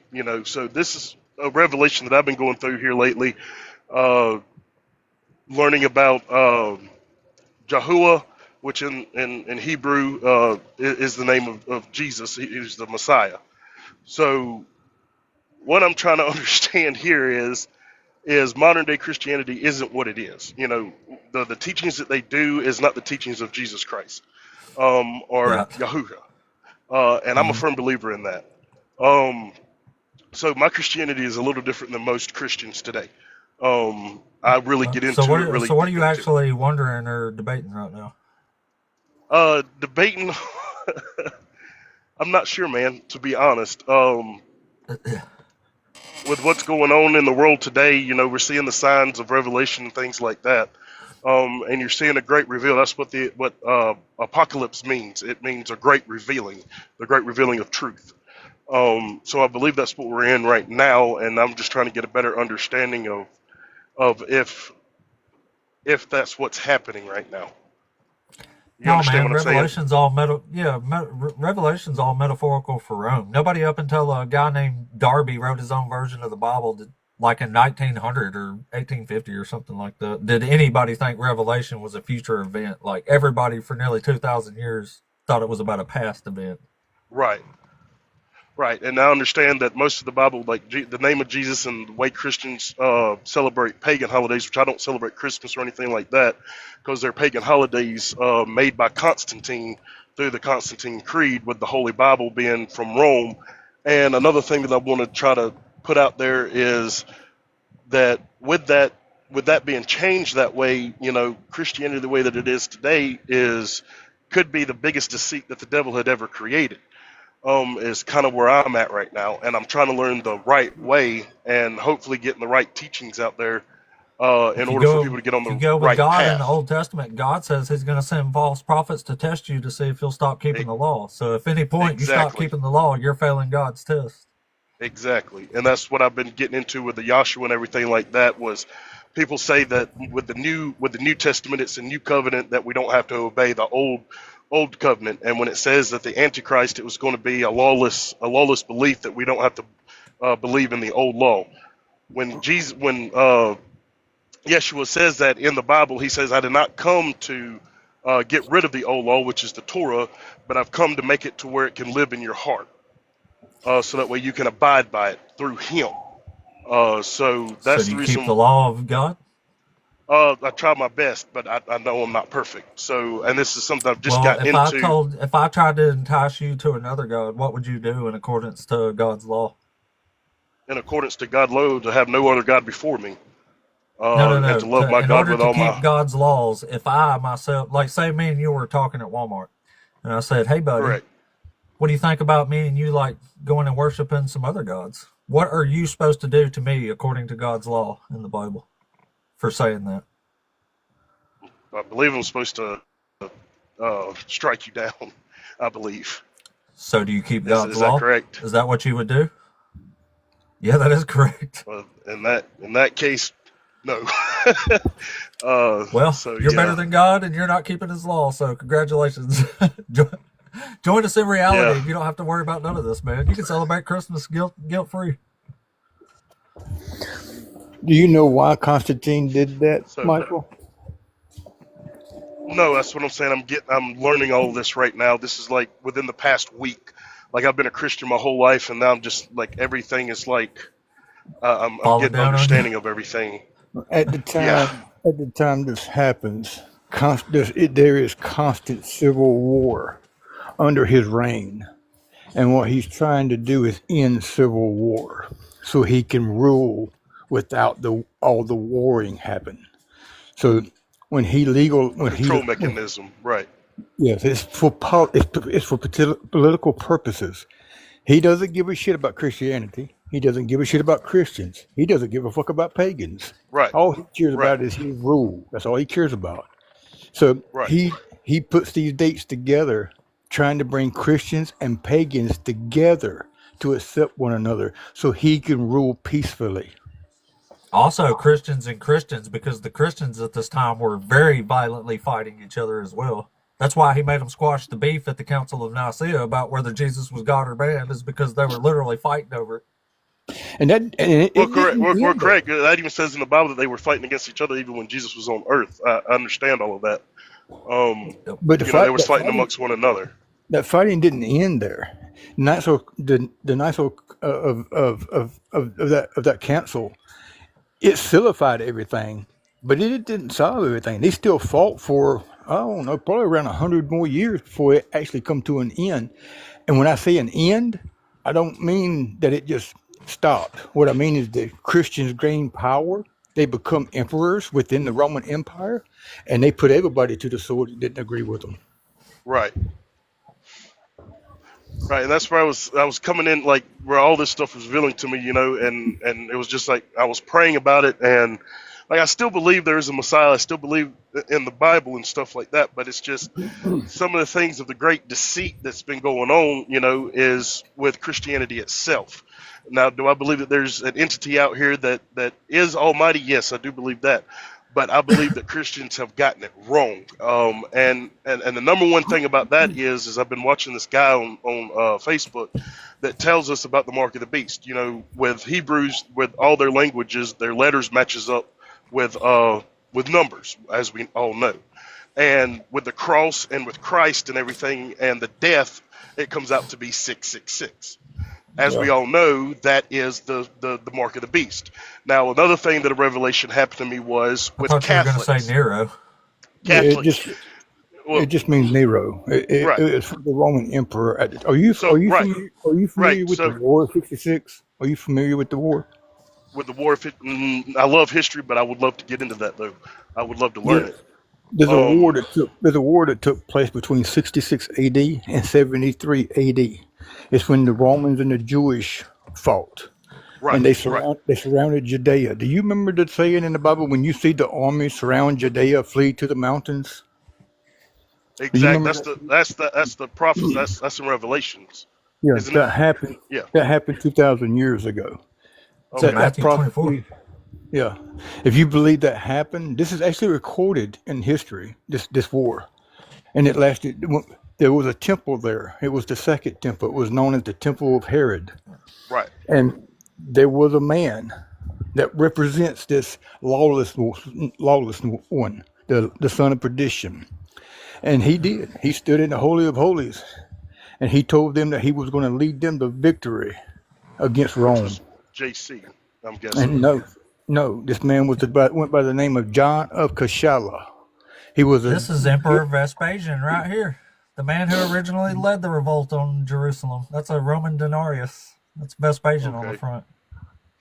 But he was a general in the Zealot army, and he led 1.1 to 1.2 million Jewish people to their deaths because they lost the war. But they believed he was the Messiah. Right. Just like many before him. There was another one called Menahem. There was another one before him, Simon. There was a bunch of these fake Christ that come up. Right. If you believe this story, based in the narrative, I just talk on the history, the culture, and the narrative of the text. Yeah, and that's where I try to get most of mine from is history, because I'm a history geek when it comes to history and all kinds of history. The revelation, this mark of the beast, and everything that you're talking about, quit worrying about it. Go live your life and enjoy your life. This happened 2,000 years ago. This is not talking about nothing today, no one today. This is talking about people 2,000 years ago, and it already happened. Revelations is all about Rome. It even tells you that straight up, just so there's no confusion. Like, it's talking about the whore of Babylon, the lady riding the beast. That tells you in chapter 17 that woman is the city that rules the world. That is Rome. Right. And that's what I was getting at with Rome, was with the cross being, when they talk about the mark of the beast, with the cross, and you go to Ash Wednesday, and it says the mark of the beast will be on the temple of your head or your hand. And guess where in Catholicism, the cross, where do they put it at? for Ash Wednesday. They put it That, on that, your that, forehead, no, or they put it no, on your no, hand. no, no, no, no, no. This ain't got nothing to do with the Catholics. The Catholics ain't got nothing to do Rome. with Well, this guy. that's Rome. That Rome, starts in no, Rome. no, no, no, no, no, no, no, no, no, no. Now, This ain't got that nothing was to do. just an interpretation that I got yesterday. So I'm just No, trying to this get ain't got. factuals behind No, it. stop. This ain't got nothing to do with no one today. This is over. The Bible's completed if you believe in it. Jesus did what he had to do, and it's done. If you want to believe in this religion, if you want to believe that Jesus was who he said he was, you have to accept that he did it 2,000 years ago to a chosen people, and it's completed and done. If you don't want to believe this, then you in for a rude awakening because it didn't happen. Okay, so being that it's already happened to chosen people, so what is our plan of today? Nothing. What's You live your life. This ain't for Yeah, you you. don't have there's not one. There ain't nothing for you to You're in the do. same boat as the atheist, man. There ain't oh nothing god. for you. Honestly, no, Sorry, let's yeah. there ain't nothing left He for you. said, "Oh God." Even Paul, if you read the text, see, the problem is people don't read the text and use audience relevancy and cultural context. Paul ended the Great Commission 3 times, not once, not twice, but 3 times in the text. He said that the gospel has been preached to every creature under earth. Has been, Right. past tense. This is completed. It's finished. If you believe it happened, it's completed and done. If you don't want to believe it, then, like I said, it didn't happen. But it happened Yeah, pretty much spiritually. the entire problem is that if it happened the way Jesus said it was going to happen when that temple was destroyed in 70 AD, then the world should have ended, basically. It should have been the beginning of the new age at that point, and heaven and earth would have passed away completely. So, I mean, Jesus was wrong either way you look at it. Now, I can do 2 things here because I've studied this so well. I can show you where this did happen, and then I can show you where it doesn't happen. Now, but I studied the culture very well. I studied the history very well. And I studied other religions very well. I see how they interlink with one another, where they get this stuff from, how they built their religion, how they built, where their prophets come from, where their covenant comes Yes, sir. from, why they kept it in the temple, why it was in the ark. All these things has cultural understanding. You have to study history and other religions to see where it comes from. But I can do both. I can show you where your Messiah, if you want to say he's your Messiah, Yes. did this, and it's complete, and go live your life. And I can show you where this didn't happen at all. He's a false Messiah. Go live your life. Either way, go live your life, brother. Yeah, All right. you're in the same boat either way. And if you want me to show it to you, I can. I'm not here. This ain't what apostate does. But you shoot me a ball, and I can Yeah, show you what it does. if you can, I mean, I would, because I would like to get understanding about all this. Because like I said, when this stuff started being revealing my face, and it was just like everything that we've been living is a lie. But You this ain't know, got it's this just, ain't got this ain't got this ain't got and it's nothing to been do with you, getting me Michael. like, why do we think that we're And we've been I taught know. this for thousands of years. We've been taught this. We've been spoon fed this. That he come and he died for you. He did not come. He doesn't even know who you are, bro. He dies as Israel for their transgressions of their sins. You ain't never sinned. You've never been up under the first covenant. The first covenant Not to dictated mention, about it sin. straight up says a sin is breaking the law. So, I mean, unless you think you're under Levitic law, then if you're not keeping Levitic law, then there's no point in being a Christian or serving God. Either way, whichever you go by Old Testament or New, you have to serve the God of Israel by keeping his laws. And that's one of those laws we was talking about earlier when I said I could entice you to other gods. So, I mean, if you're not going to keep his law anyway, you're going to have to ask God forgiveness for not unaliving me. Yeah, Right. and not just once, continuously. If you ever meet, Absolutely. Right. if you ever meet me or apostate, and we do that to you, try to lure you away, and you don't do what it told you to do, every day after that, you're gonna have to constantly ask for that repentance before, so you make sure you okay if you was to kick the bucket, so you don't end up in this fiery pit that they talk about if you believe in it. Not to mention, to actually get forgiveness, you have to turn from your wicked ways, and in this case, turning from your wicked Right, ways would repent. be You got to you actually turn start away from it. unaliving people again and turn away from not Yeah. unaliving people as per the law. Yeah. So you can't even like get forgiveness unless you stop doing what you're doing. Right. I can lay this out and It's a really big explain mess. it to you and show it to you so you can walk away from it if you choose to, or you can stay with it if you choose to. But this ain't got nothing to do with you, Michael. Ain't got nothing to do with nobody today. All right, fellas. Well, I appreciate it. Like I said, I just want to come in here and try to get some just from different points of views, because I know I don't try to be prideful and act like I know everything, because I don't. I like to hear from different perspectives and stuff like that, and then make it into my own account, my own thoughts. Honestly, I feel like you're on the way out based on what you've just said right here. You've already discovered something's bad wrong with this. And that's Yes, pretty sir. much the first step. Yeah, that's true. You did see something wrong with it as soon as you come up. You didn't know exactly what was going on, and maybe you still ain't clear on it, but you can definitely tell that something wasn't jiving right. You could hear Right. that when you first come up. Yeah, you're absolutely right about that. But I appreciate it, guys. Yeah, No man, I'll talk to problem. you anytime. Come back. Yes, sir. Have a good one, man. We appreciate you. I'll drop you back here. Have a good one, buddy. I don't think there's anybody else requested up here. No, we're not. Oh, Well, Tom, what you been up to, man? You ain't been on the stage in a minute now. It's been a minute. I'm usually hanging out in the comments watching you do your deal, bro. Hell yeah, hell yeah. Well, I'm still here. Day fucking 61 right now. It looks like you're growing, man. Your audience is outstanding, bro. Oh yeah, there was one day I had nearly 150 people one day for over half an hour too. Yeah, like So my pretty man, my man's growing. Yeah, I remember one time you was here. There used to be like 3 people like the whole time. We had some good conversations and shit though. Yeah, for sure. And I push you out every time I get an opportunity, brother. I do. Shit, I don't mind. Hopefully, I'm helping you in some kind of way. Receive other people. But Yes, I 'cause will receive you do that. good stuff. I try, dog. I try. Still trying.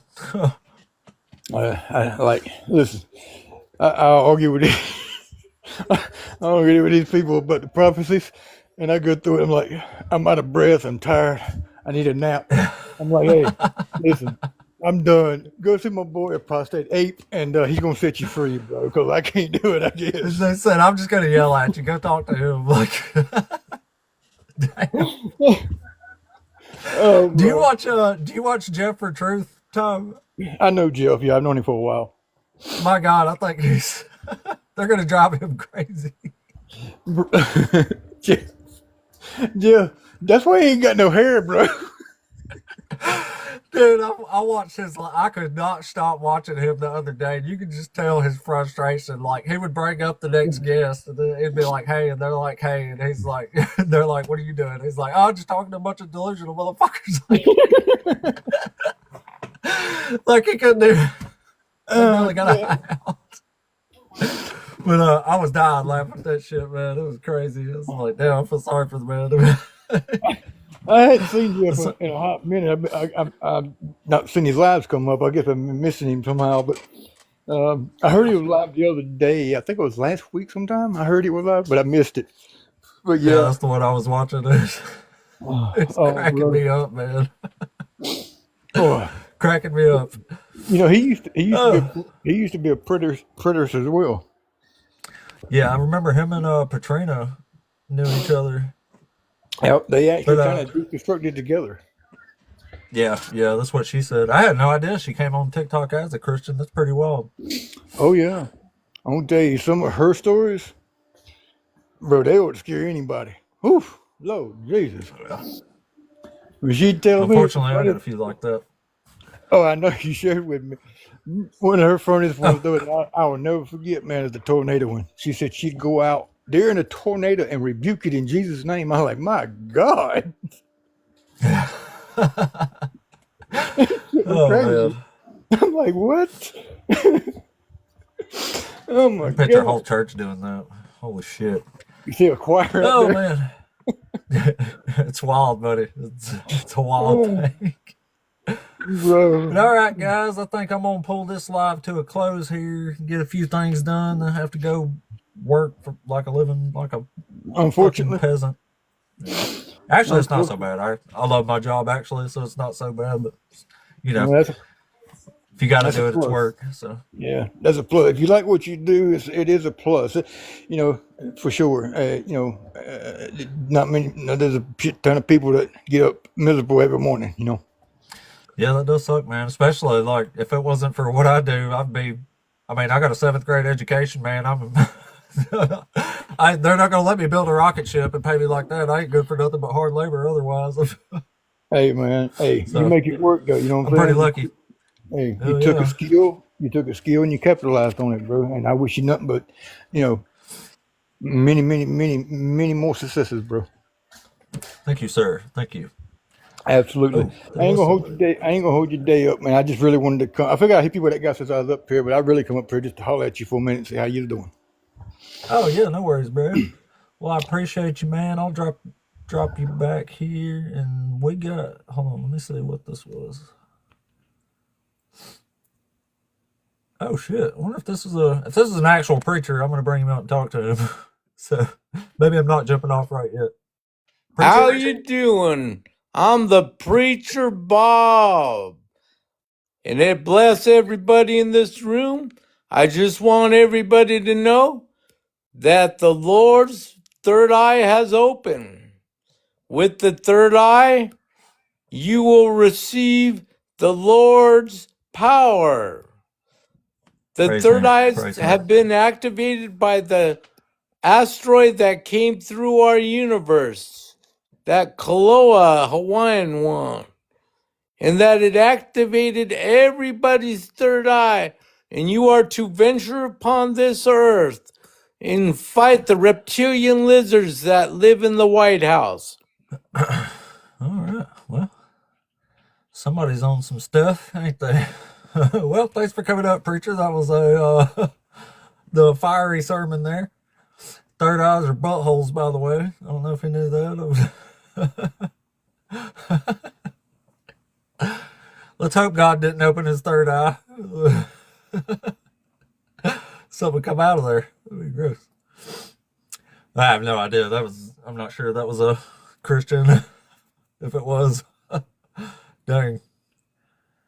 If it was, dang. Anyway, guys, I'm going to pull the day to a close here. If you're still here, I have a YouTube channel that's also Apostate Ape. Y'all throw me a subscription over there, please. I put these replays up every day. I have hours and hundreds of hours of really good content there right now. You can go watch it, and it's pretty great if you like this type of thing. I think you'll like what I got up there because we've recorded every awesome moment there is. Shit. Anyway, guys, thank you for everything. Once I say it all the time now, but the channel's exploding. I'm blown away by how fast the channel's growing. Like, we got the coolest of folks rolling up in here, as you all can tell. Today was actually a freaking awesome day, man. We had some good conversations today, but we needed a good bounce back from yesterday too, because yesterday was something. I don't know what was up with yesterday, but it was something. Daniel, come back in the morning. I'll be back tomorrow for day number 62 in a row of debating Christians up in here. This is day 61 in the books. Much love, everybody. Thank you all again, especially moderators and stuff that are here every day. Fucking thank y'all. Y'all gonna get a damned Christmas card this year, man. I'll see y'all later, guys. Thank y'all. We'll see you tomorrow about the same time and shit. Later, guys.